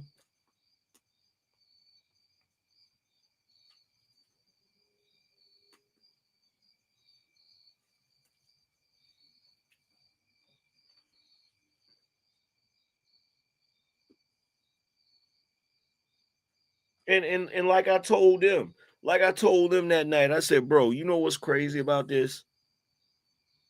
I said, y'all do shows where you're talking about the disadvantages to men because of the privilege women get on a show that's giving women privilege. Like, I gotta hear the speech about how it's ladies' night.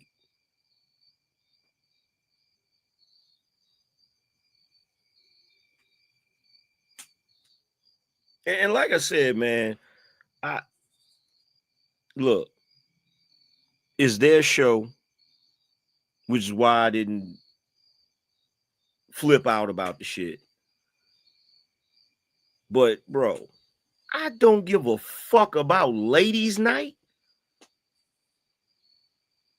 And that's why I told him, I said, well, look, if women gonna have special privilege because the title of the show is Ladies' Night, I just won't come to the show that's Ladies' Night. I just won't do that shit. I just won't. I just won't. Like, Ladies' Night? Who the fuck can't, like...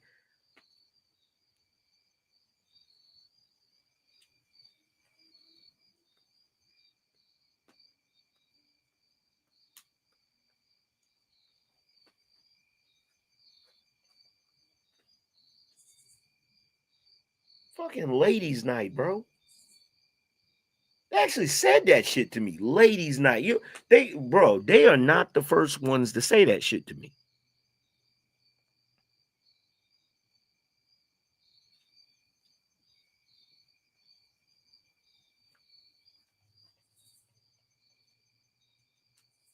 Yeah, Ambush, you remember that shit? You remember that shit? How did that end up? How did that end up?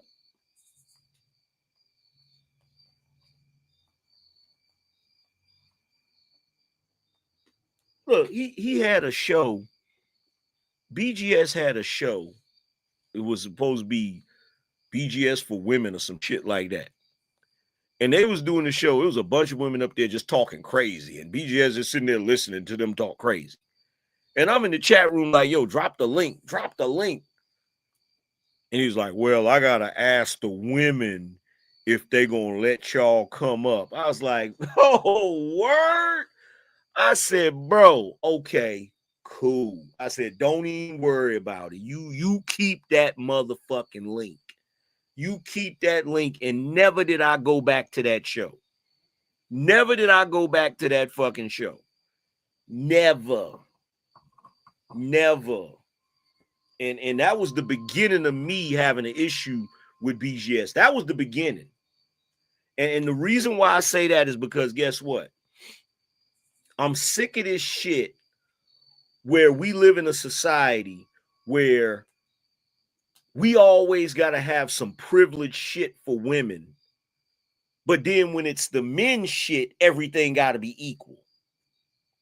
You feel me? Because I was like, yo, you got ladies, you got this freaking BGS for women shit where the women get all the privilege, but in the Coliseum, the men don't get privilege over the women.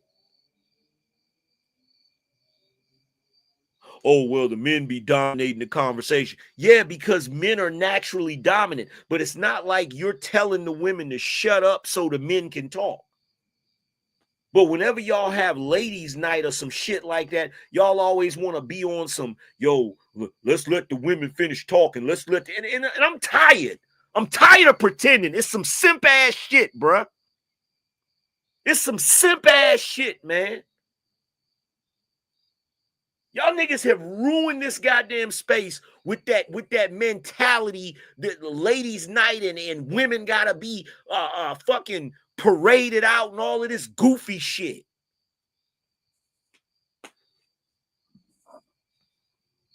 Shit is fucking disgusting, bro. Yeah, that let her talk bullshit.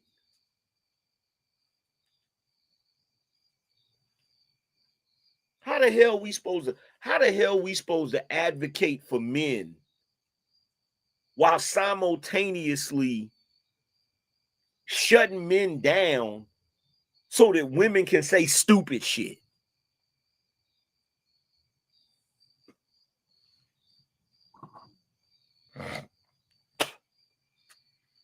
Shout out to Sport V. Is that a Q? SPQRTV. That's what that is. My bad. Said most women pods are trash. That's why they never last too long. They just not that interesting or talented. Bro, let me tell you something. If it's one thing I know for a fact, these chicks come and go. They come and go. Where is Fantasy Island Girl at? Where is Sister George at? Where is, like, I could go down the list. I could go down the list. Where they at? They come and go. They're transitory. They're transitory.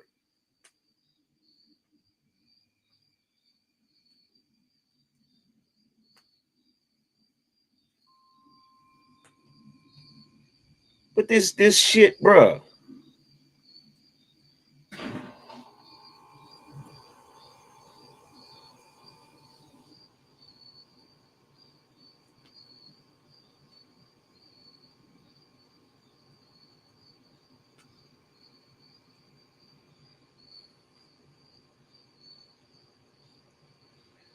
Orlando said, LOL, AM to walk right into it.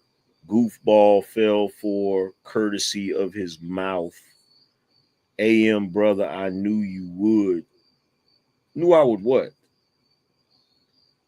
Knew I would what? Knew I would what? Speak on this shit?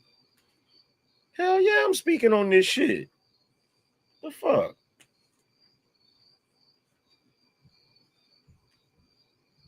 Hell yeah, I'm speaking on this shit. Right is right. You go back and look at that show. She wasn't letting nobody talk. She wasn't letting nobody talk. She was talking over me. She was talking over Ali. She was talking over Fatty. She was talking over Mr. Fantastic. She was talking over everybody. And now that y'all mention it, she was drinking the whole time. She probably was drunk.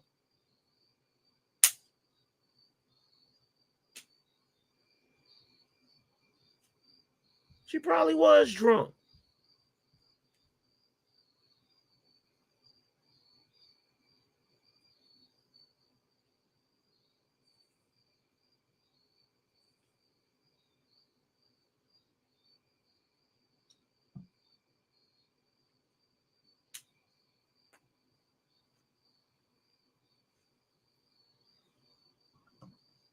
Zero Fallout said, I don't know why Jazz keep talking. Anton said her life hasn't shown any results. In fact, most women need to stop talking about a real man.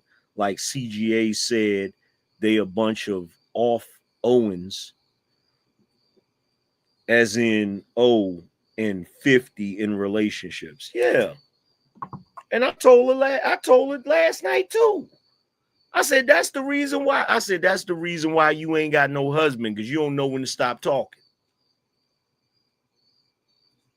Oh, why you worried? Why you, oh no, you ain't gonna deflect away from that. I said, that's the main reason why you ain't got no husband. The main reason. I said, that's the main reason why that dude ain't put no ring on your finger. Cause you run your mouth too much. And I told everybody on that show. Hold on, let me see if I can find it. Where I told everybody. That's what we do. Like I was sitting there for a long ass time not saying nothing. Okay? Or everybody wants somebody needs to talk. Right. I don't care. I don't care about some motherfucker.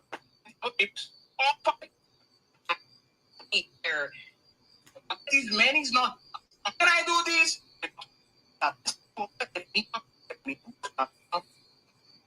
To you, you have.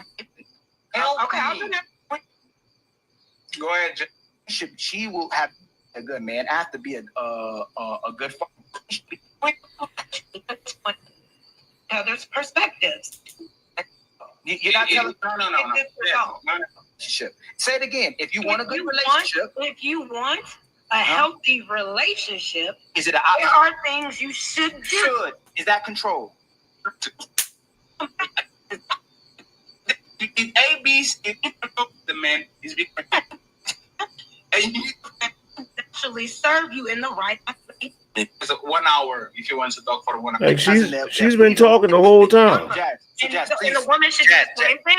Jazz, so Jazz, How much do I need to donate in order to be able to talk at length the way she just did, uninterrupted? Not zero. I would love to be able to get a thought out like you just did. So what you need to donate is zero. Ali is going to finish his pitch. Man, we don't do that. Pray for that brother. Give his color correction. Go ahead, Angryman. You got it. To all the black men watching this show, if you're smart, you will avoid women like Jazz like the plague. Like the plague. Okay? And for all the fellas out here, pray for her boyfriend. Please, pray for that. That's what we allow. Pray for that brother. Pray for that brother. Now keep in mind, she said, this what we allowing?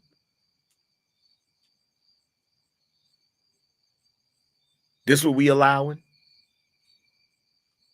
Bro, she been out of control the entire show. She been out of control for the entire show.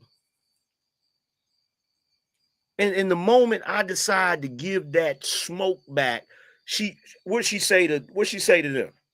This what we allowing? Who the fuck are you?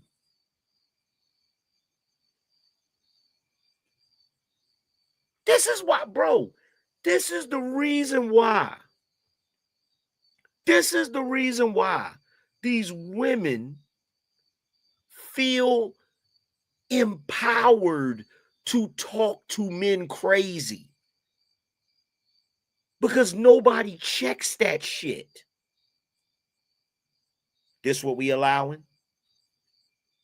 The fuck you mean is this what we allowing? Who the hell is you? The Queen of England? Who is you? Somebody's mama? The fuck?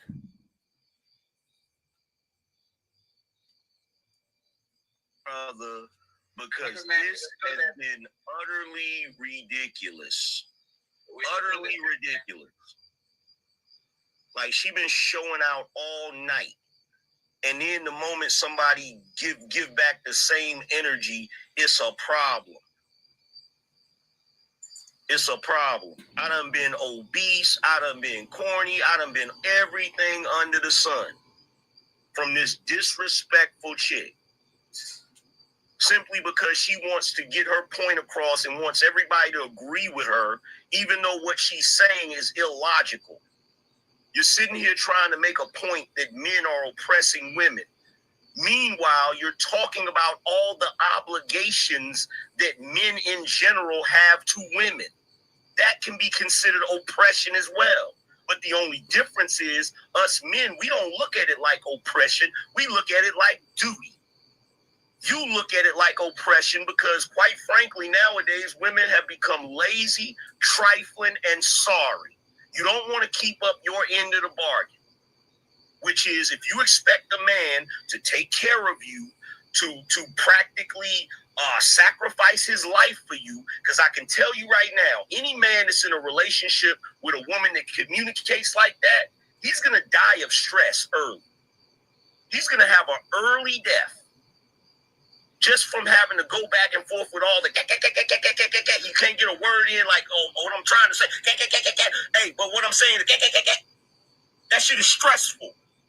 It causes the cortisol levels in a man's body to rise up and shit. I'm so glad I don't have to deal with that with my wife. But you're complaining about men being oppressive. There's a lot of stuff y'all do that's oppressive. What you're doing right now, what you've been doing this entire time is passive-aggressive control. It's when you say things like, well, you should do X, Y, Z, because if you don't do X, Y, Z, then X, Y, Z is going to happen. That's passive-aggressive control. If you don't do this, there's going to be consequences, which is what Fatty was talking about. If you stop doing this or you stop doing that and shit, half the time, men don't even know that they're not meeting a requirement because certain things women will just be quiet about. It's like, oh, he not doing this no more. But she not going to tell him he not doing that no more. She just start checking out emotionally. And now he's going to end up being the one that gets divorced by her initiating the divorce, and now he got to piece his life back together because he was doing something that he didn't even know was a problem. Jazz has the chance to reply. No, go ahead, Fantastic. You got it. He likes him. Down about something that I can do myself. That. Well, I was just wondering, like, what is it? It's okay when she do shit to me, so it's. This is not. You're not getting pretty for to a stranger. I didn't finish that. Finish. You are doing your hair and getting fancy to go look pretty for a stranger singing around a bunch of women, because most men don't. The focus is not on you, so be quiet, right? Oh, she gets to be a lawyer. It's okay. Are you a lawyer, Jess? Are you a lawyer, Jess? Are you a lawyer? Maybe. All right. Okay. The focus is not on you, so be quiet, right? Oh, she gets to be a lawyer. It's okay if she does that. Well, I was just wondering, like, what is it? It's okay when she do shit to me, so it's okay for her to be a lawyer right now. Yes. I think it's Now, the reason why I pointed that out, Fatty was asking one of the other women a question, and Jazz kept chiming in. So when she kept chiming in, Fatty checked her about that shit. He said, yo, Jazz, are you a lawyer?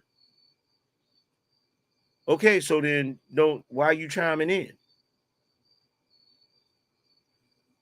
And what I saw, like, I'm like, okay, oh, cool. So when she do some shit you don't like, you can check her.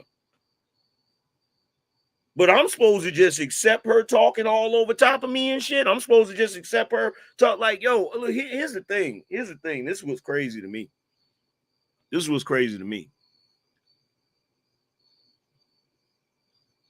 Everybody can run their panels however they want to run their panels. True enough. But me being disrespected by somebody is not a prerequisite for anybody running a panel.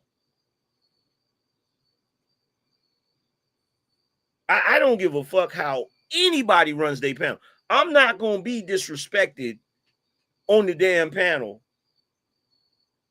by some goofy ass broad that's obviously a lush. Because now that I think about it, when she was up there, every time you look up, she was turning that damn glass up.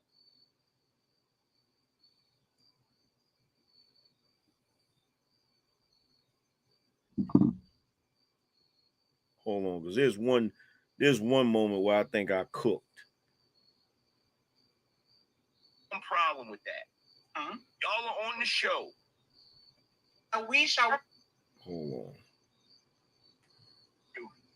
Other than abortion, right? Other than abortion,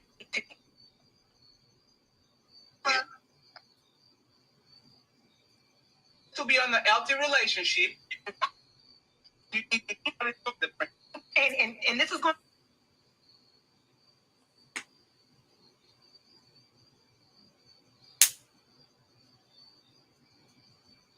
That somebody came up with, right? And decided to indoctrinate What the that fuck? idea. To strict control. Oh my God. Now, were there men back in the day? yes. Hey, what?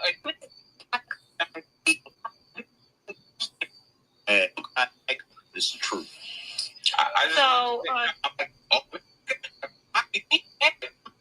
Like all she did was talk over everybody the whole night, and every time it suited her, play victim.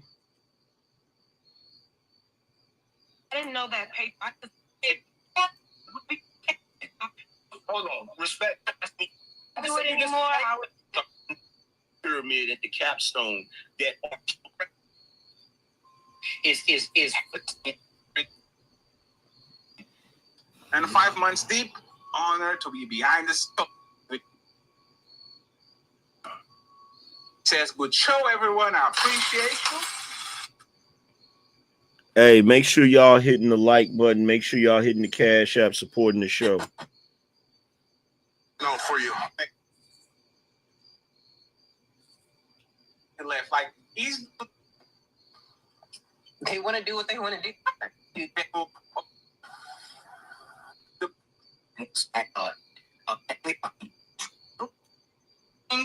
Not the. Shout out to Martin. He said, Casillas Marissa 2014. She notes by age 5, many children have a fairly advanced repertoire of turn-taking skills in conversational interaction. Yeah, that shit don't apply to B-dubs. Each other. Just go.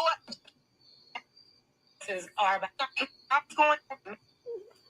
this is what they have total control. Okay. You said that, right?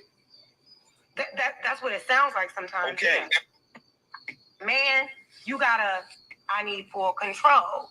So When you say show up as a man, under your rule or. Shout out to Zero Fallout said they always use the apex fallacy. 90% of men had no power throughout history. They had short lives, natural disasters, animal attacks, invaders, and bandits, lords killing them because they could. Yep. Your control of what you're doing. You're leading yourself down the right road. You're respecting this woman. She ain't gonna have no problem falling under your rule or your control or whatever you want it to be. But you shouldn't have to like. You shouldn't have to feel like in order for you to show up as a man, you gotta put your foot on a woman's neck. I just thank you. I'm glad. Wait, I'm glad she said that. Hold on. She said it. You just said it. Oh my God. You just said it. You think that the only way you can show up as a man, what do you mean when you say show up as a man? So what I'm hearing is that if I provide, I need full control. So when you provide, you're saying you pretty much provide financially, correct? No. She said it. Do you realize that the expectation that you just expressed is an obligation of us that we don't have control over? What was the expectation that I expressed? Repeat it back to me. What was my goofiest shit in the world? Did you like the level of entitlement is beyond belief? She literally said out of her mouth, men think that they have to have complete control over women. That's the only way they can show up as a man. What does she mean when she says show up as a man? She's basically saying that you shouldn't have to have control over a woman as a man to show up and do the obligatory shit that women expect you to fucking do. But she's having a conversation about men having control over women as if it's wrong. So she's like, well, you men want to be in control of us. And you want to be in control of us through our obligations. A real man does this, and a real man does that, and a real man does this, and a real man does that. Bro, she literally sat there and said the shit. And nobody caught it. No, like even after I said it, bro, I'm sitting there saying the shit, and everybody's just sitting there looking crazy in the face. Like, bruh, do y'all not get it? Do you not understand that the societal expectation of men is a form of control? It's a form of oppression. When you're telling men they're obligated to marry a woman, to take care of the woman, to protect the woman, that is an obligation. And as we see in this day and age, it's an obligation that a lot of men don't want to do. The same way women don't want to, you have some women that don't want to be homemakers, that don't want to submit to men, that don't want to have to raise children, that don't want to have to be under a man's authority. There are men that don't want to be obligated to women. They don't want to have to be monogamous to one woman. They don't want to have to risk their life to protect one woman. The shit that she doesn't understand is the interaction between men and women has always been give and take. Fair exchange is no robbery.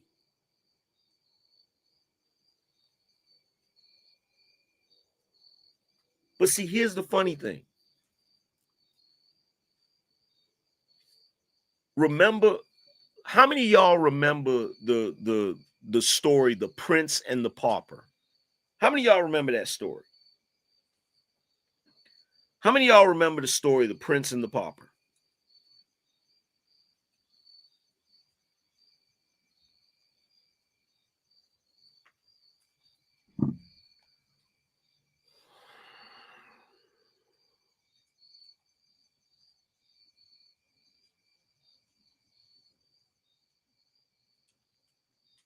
Can you give me a brief summary of the classic story of The Prince and the Pauper? What was the basic plot of that story?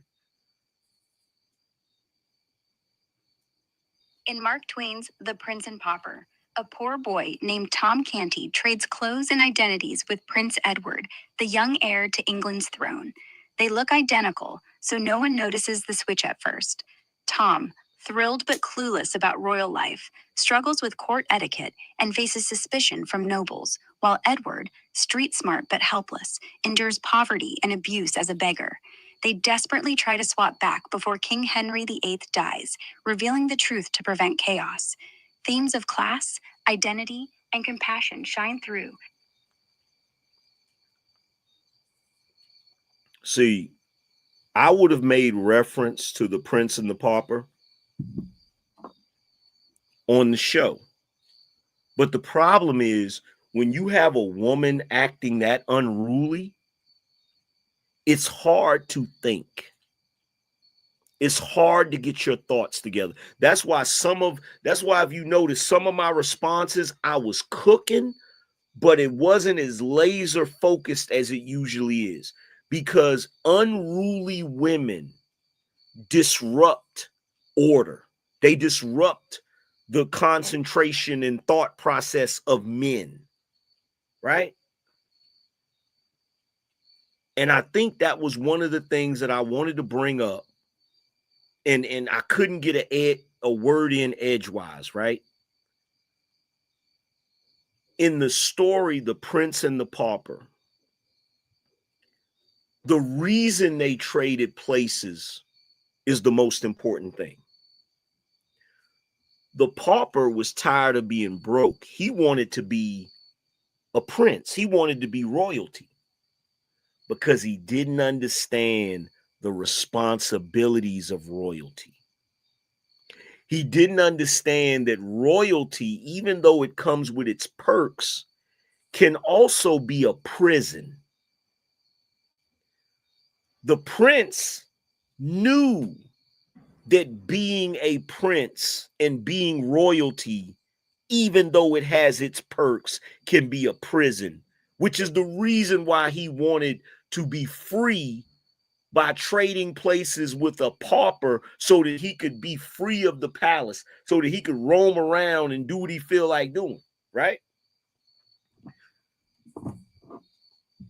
And by the way, you'll never hear a woman reference that book. You'll never hear a woman reference that story. And I don't know if y'all have noticed this or not. Every story that we grew up with that was meant to teach us a lesson, you never hear women reference those stories. Have you ever noticed that? You'll hear men reference those stories all the time, but you never hear women reference them stories. You know the reason why they never reference them stories? Because they didn't learn shit from them. They didn't learn shit from the stories, right? See, women like her, feminists like her, they envy the male's position of power. But it's only because they've never been men and they've never been in the male's position of power. Because if they knew what it was like to be a man and what it was like to be in the male's position of power, just like that pauper who wanted to be a prince, they would find out real fast that being a man is more obligation than privilege. Being a man is more obligation than privilege. In fact, men have less goddamn freedom than women. She don't even understand this shit. Men have less freedom than women, because men are defined by their obligation to everyone else. Women are not defined by their obligation to everyone else.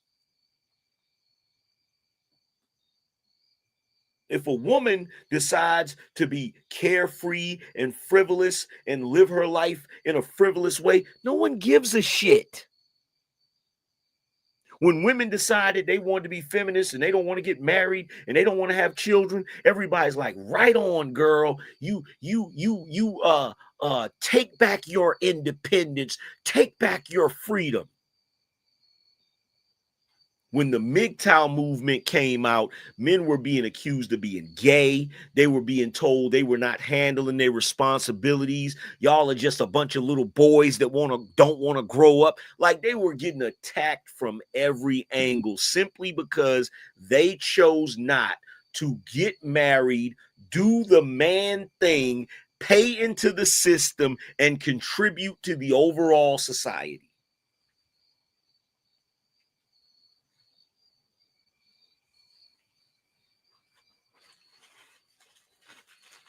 But she's the one with all the problems, though. She's the one with all the problems.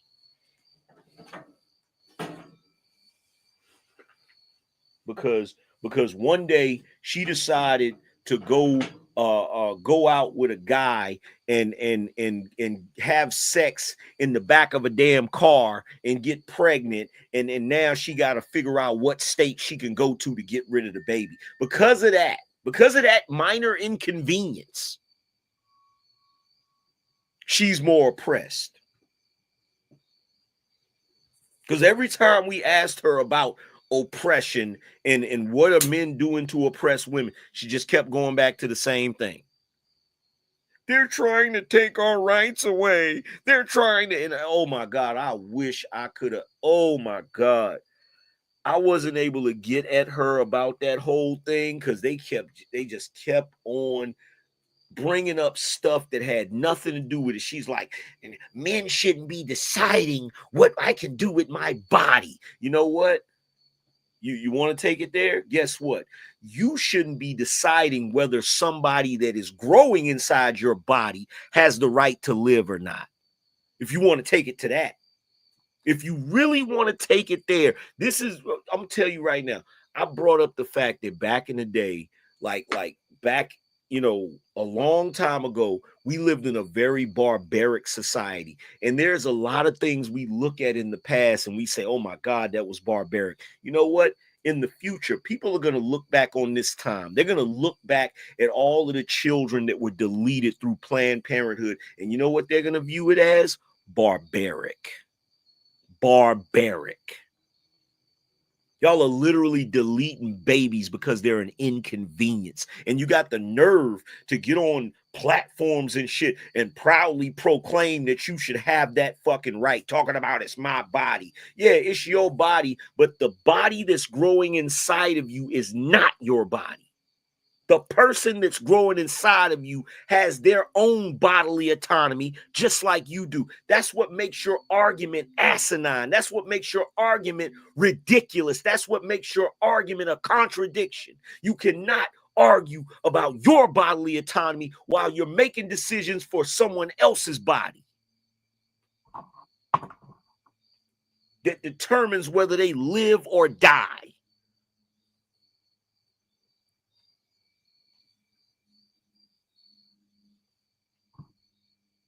Shout out to Zero Fallout, said the reason women were under men for so long was the world was hostile, not because we oppressed them. It was mutual give and take, family for protection.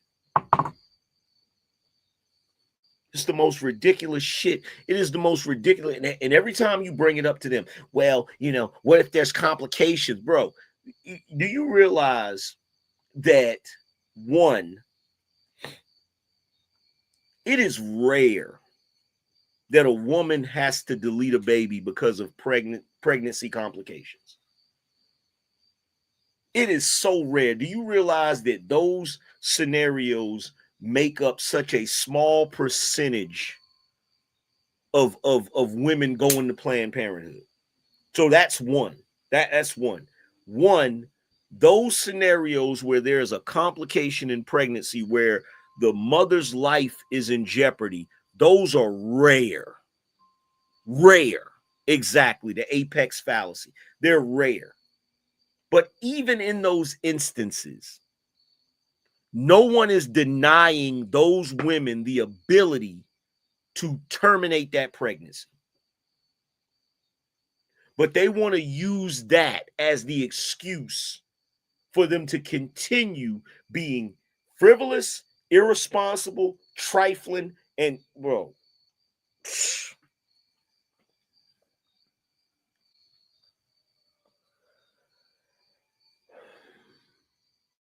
And here's the funny thing about it. The interesting thing about it is they complain about Roe v. Wade, talking about they're taking away our rights. Roe v. Wade is not a right, it's a privilege. I would never consider that a right. That is a privilege that you can do that.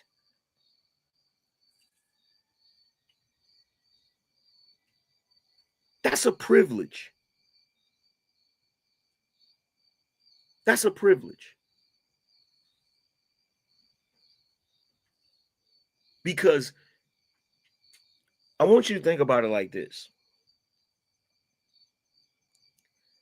A right is, this is a right. Man walks up to you, tries to have sex with you. You say no. That's a right. That is a right. Because you're just walking along minding your business. Random man comes up to you and tries to violate you. If he was able to walk up to you and just have his way with you, that is a man taking away your bodily autonomy. And he shouldn't have the right to do that. And you should have every right to tell him no, and he should leave you alone. That is a right. But you voluntarily having sex with a man with no protection, even though you have over 20 some different forms of contraception, you still chose to have unprotected sex with no regard for the possibility of getting or spreading a disease. You decided you just gonna roll the dice and have sex unprotected. You get pregnant. And now, because you're pregnant and you don't want to have the baby and you feel it's an inconvenience, you want to be able to go to a medical doctor, a person who took the Hippocratic oath, which states they vow to do no harm. But you believe you should be able to go to a doctor that took the Hippocratic oath so that he can delete the life that's growing inside of you. That is a fucking privilege. It ain't a damn right.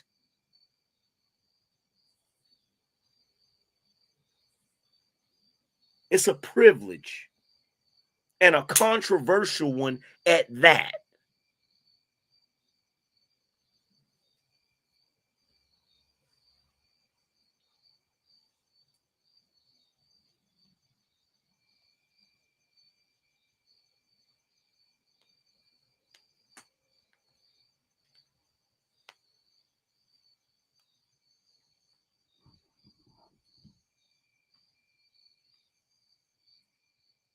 And you want to know what's really scary about this? You want to know what's really bugged out about this? Back in the day, there was a doctor by the name of Dr. Kevorkian.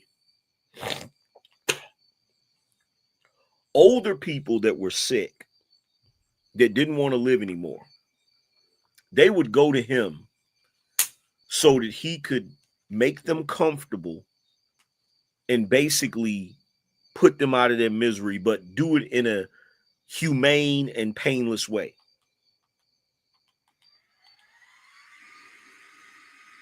They was trying to prosecute that man, and that man had to go to court and some more shit.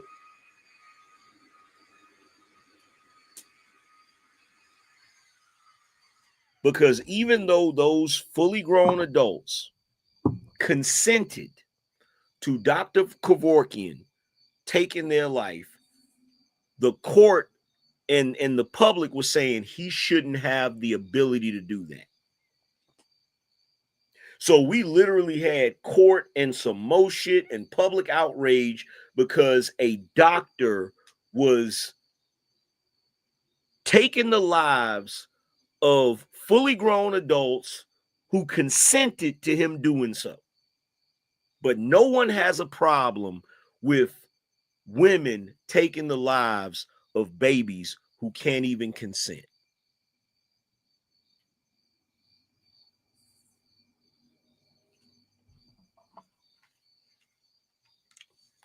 It don't even make sense.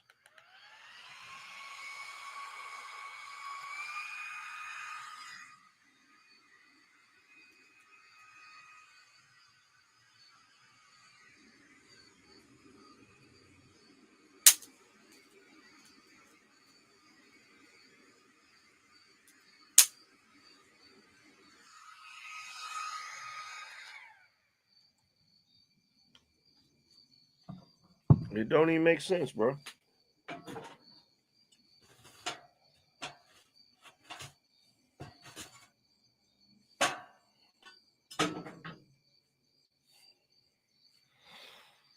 It don't even make sense. Said you vacuuming? No. I'm turning on a fan to fan the embers so that the fire will kick up, since you need to know.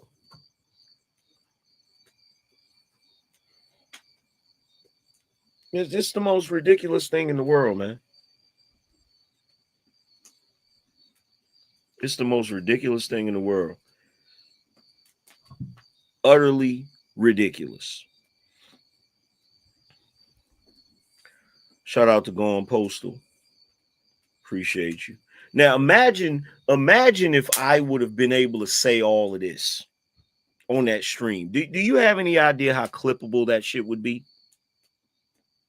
Let me tell y'all something. I'm gonna tell every last one of y'all, every person whose panels that I go to, right? Every time y'all allow people to cut me off,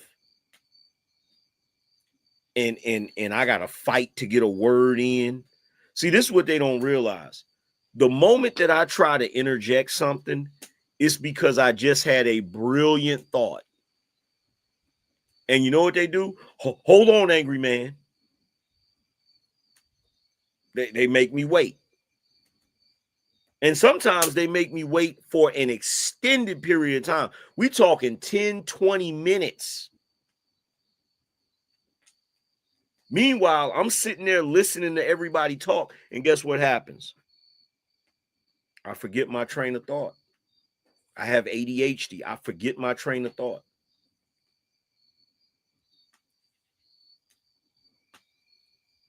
And it's so freaking frustrating because it's like, yo, I don't get to get those clippable moments that everybody else get.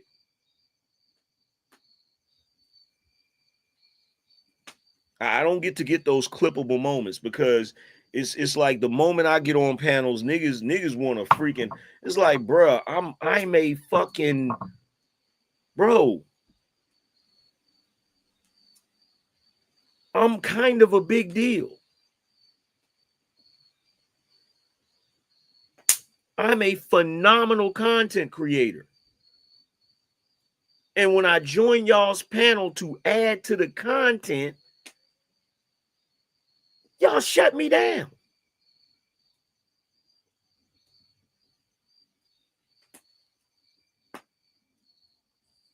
Like, I literally fought to get those statements in. And what ended up happening? What ended up happening, everybody?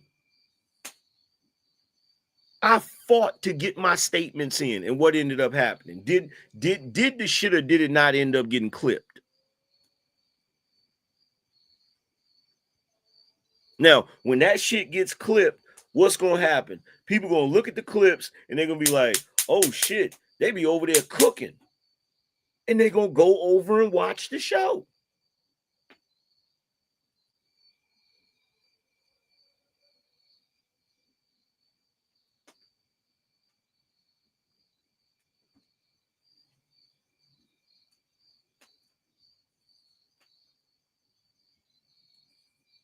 Like, bro, it annoys the shit out of me because I'm not one of these dudes that just show up to a panel and just be sitting on the panel. I bring value to the damn panel. I bring value to the conversation. If I'm allowed to talk.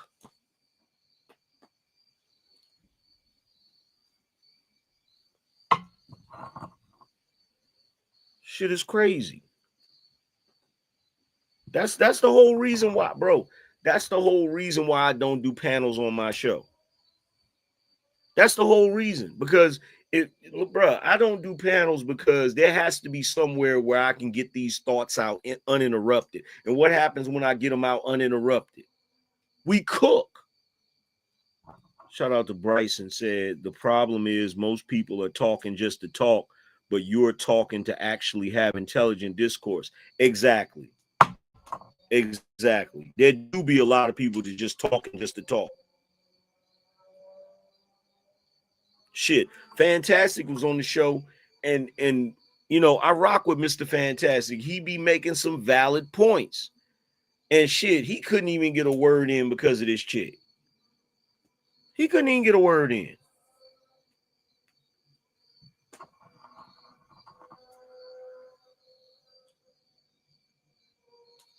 Let's see. Shout out to Gone Postal. Appreciate you.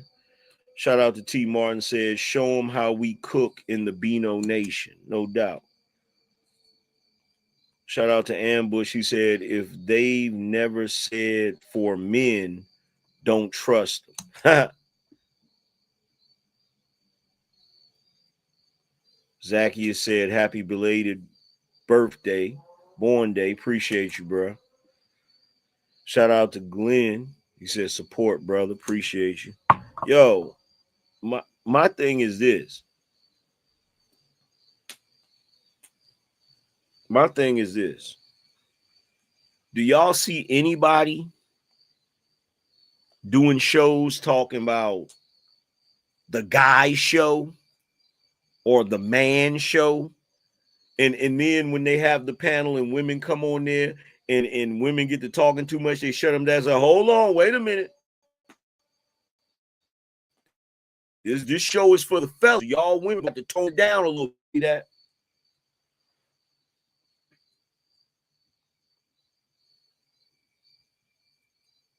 Do y'all see that?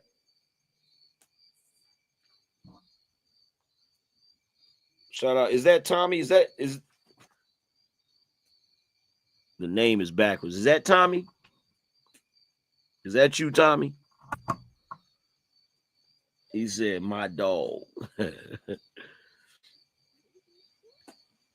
Because if that's you, Tommy, I'll give you a wrench. Let's see.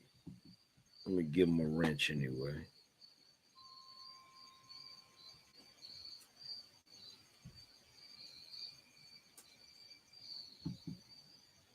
Let's see if that's Tommy.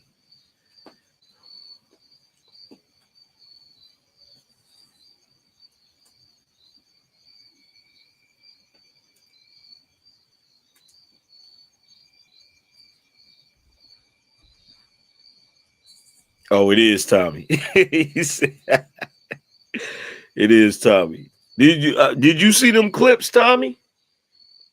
Sweet Jesus. But that's my thing. Like, when are we gonna see the same energy on the flip side when it comes to the fellas? Like, when are we gonna see the panel where a woman get to talking crazy and the host be like, well, hold on for a second. You ain't gonna be talking crazy over here because this is the man show over here. We prioritizing the men being able to speak over here. Y'all done got to say enough. You ain't gonna see it. You ain't gonna see it. You ain't gonna see it. Because at the end of the day, and look, all I gotta say is this. That chick is batshit crazy, bro. That chick is batshit crazy, fam. I'm sitting there watching as she's talking and her eyes is about to pop out of her head. And I'm like, what the hell is she on, bro? And I'm sorry, that wasn't just wine. That wasn't just alcohol. There had to be something else going on too, bro. It wasn't just alcohol. Them eyes was about to pop out her damn head, bro. Like real shit.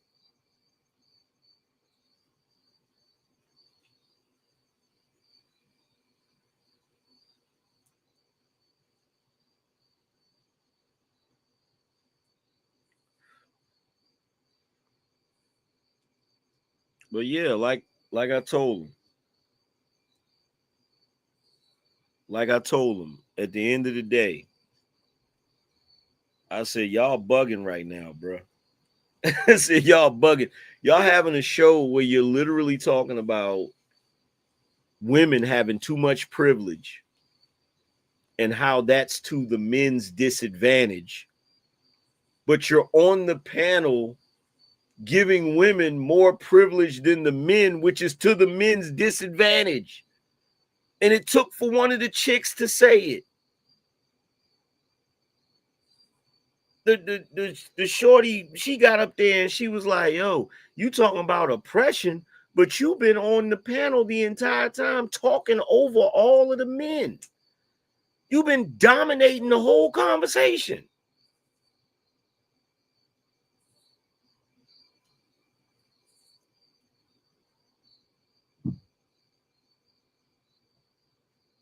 Like, she been dominating the whole conversation. Matter of fact, hold on. Let me see if I can find that instance where the shorty was telling. Secondary position. Even the bitch that just XYZ, then XYZ is going to happen. That's X, because quite frankly, nowadays, women have become lazy.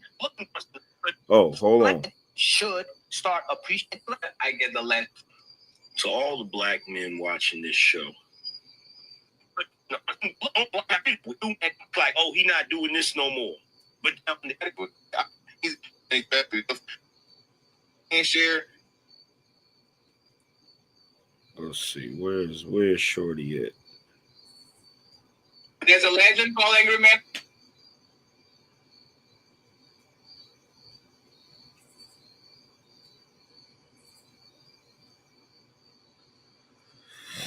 Damn it, I'm trying to find the part where Shorty was talking and she called her out on her bullshit. Push to do so. And I'm not going to say anything bad about Lola because she did, you know, everyone's human. Because Wait, what? if I can stop a kid. I'm sorry, y'all. It's hard to find parts when the damn stream is freaking 5 hours.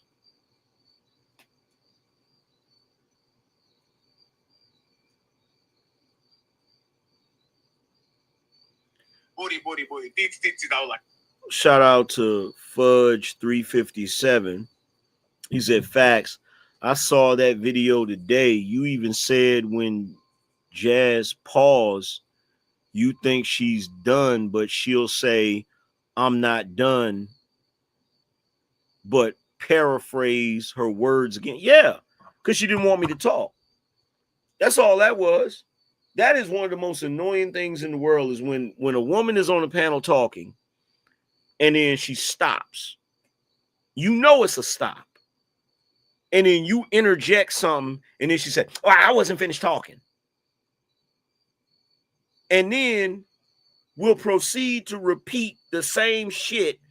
And I'm sitting there like, why don't any of the other dudes see what this is? You were finished talking.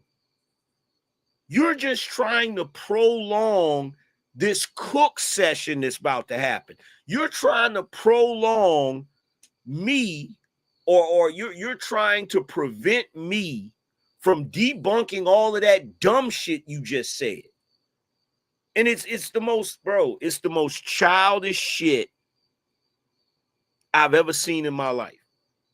And I can't figure out for the life of me why dudes don't call the shit out.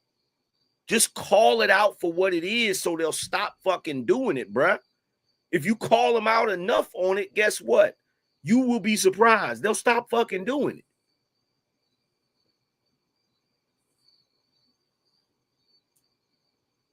It said, then they'd be like, hold on, AM, let her finish. Yeah. Every fucking time. And you know what they do? I'm going to show you what they do, bro. This is what they do. It's the most infuriating shit in the world. I'll interject. They'll say, because a lot of these niggas be saving these bitches. Like, for real. They be saving them. They be saving them because when I interject, you know I'm about to go on the offensive. You know I'm about to start talking shit. Talking cash shit. They be rescuing their asses. So when I get ready to interject, she'll be like, I'm not finished. And they'll be like, hold on, angry man, let her finish, angry man. And then I'll be like, I'll fall back, right? She'll say what she says, right? And then one of them will interject. And she'll let them interject because she's not trying to run from them. She's trying to run from me because she know I got her number. So she'll let them interject, and then they'll interject, and then she'll respond to them, and they'll respond back, and somebody else will jump in. And before you know it, it's 20 minutes done went by.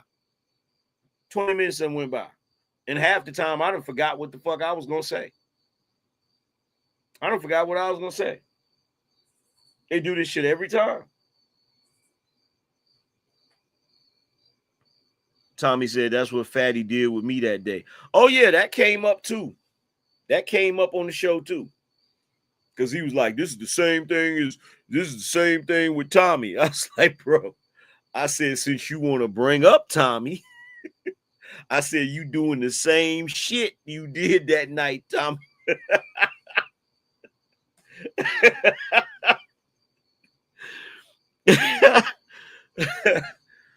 I was like, shit, you want to bring up Tommy? This is the same shit. This is the same exact shit, bruh.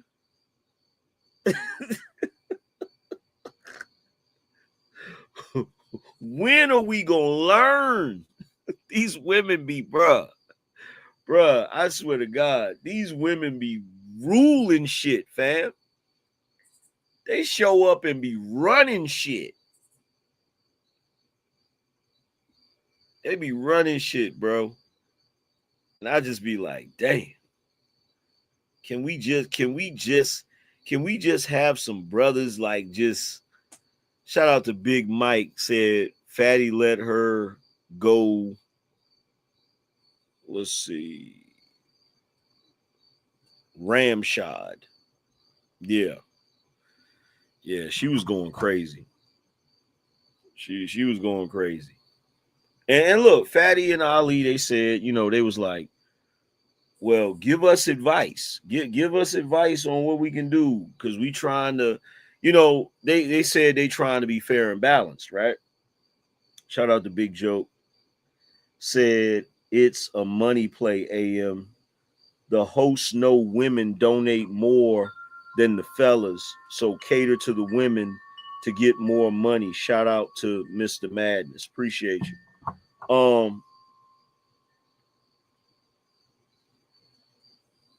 Here's my advice, right? Because Fatty and Ali said, we trying to do the show, we trying to be fair and balanced. And I get that. But here's the thing that you got to understand. And this is what a lot of people never understand.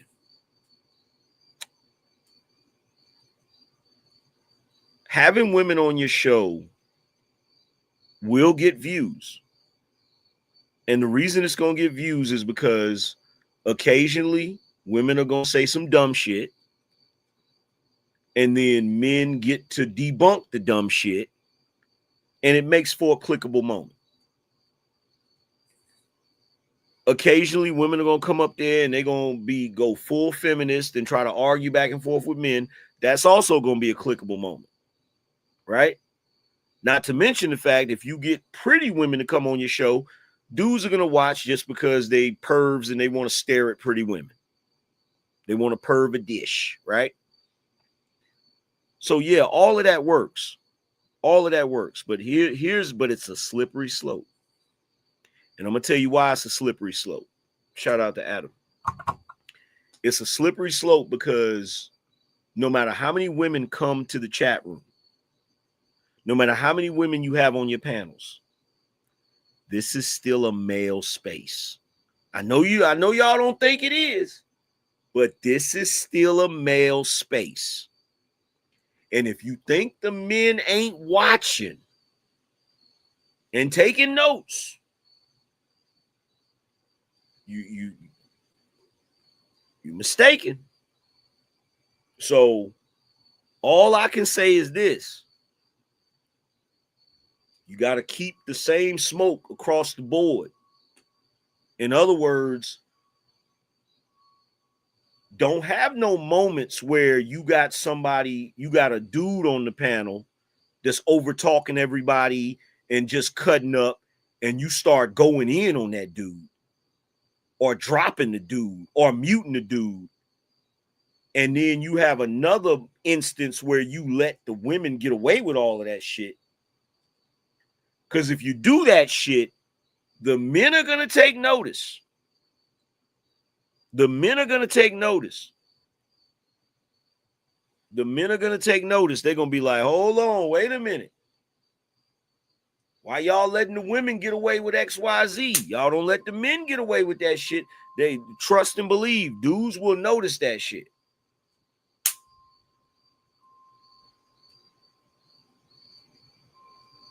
Dudes will notice that shit. And y'all may think it don't matter. It matters.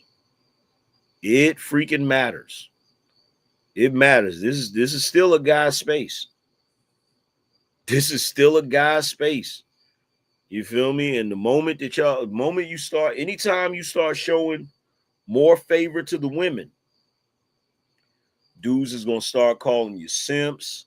They're gonna start calling you white knights. They're gonna start saying you're caping. They're gonna go all the way in, bro. They're gonna go all the way in. That's just the nature of the beast.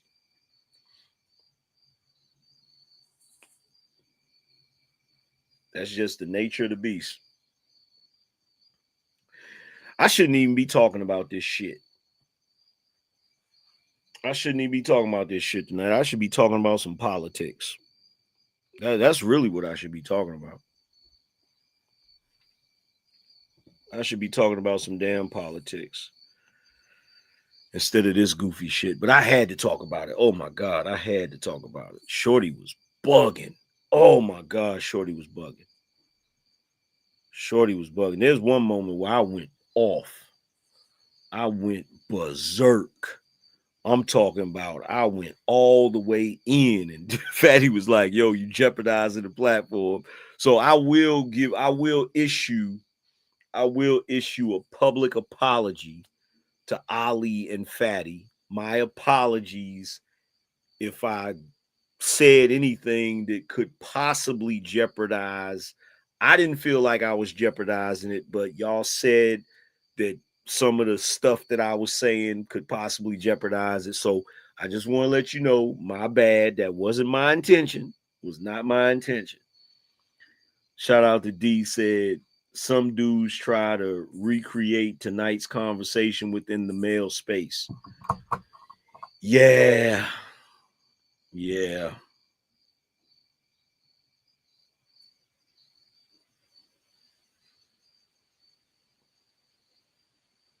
Yeah.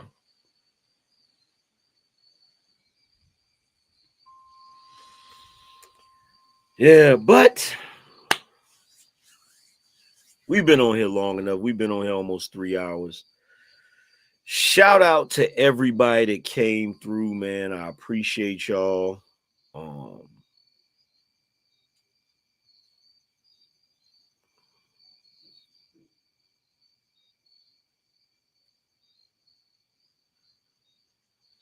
Yeah, you right. Truth over emotions. But like I said, man, shout out to everybody that came through. I appreciate y'all. Let's see. Shout out to Harold, he said, for support. Shout out to Joel, he said, for the show. Appreciate y'all. Shout out to everybody that came through supporting the show. Make sure you guys go check out my book, The Angryman Standard, which is available on Amazon. All you have to do is type The Angryman Standard in the search bar, and it will come up. Also, if you want to check out the merchandise, all you have to do is click the link on the show. Click the link on the screen. Or you can go to shopBinoNation.com. Again, that's shopBinoNation.com. But other than that, man, salute to everybody. Appreciate y'all. Shout out to the OG Tommy for coming through, kicking it in the chat room. Shout out to everybody that donated, everybody that hit the like button. I appreciate y'all. But other than that, man, we going to get up out of here. And I'm going to holler at y'all later. Deuces.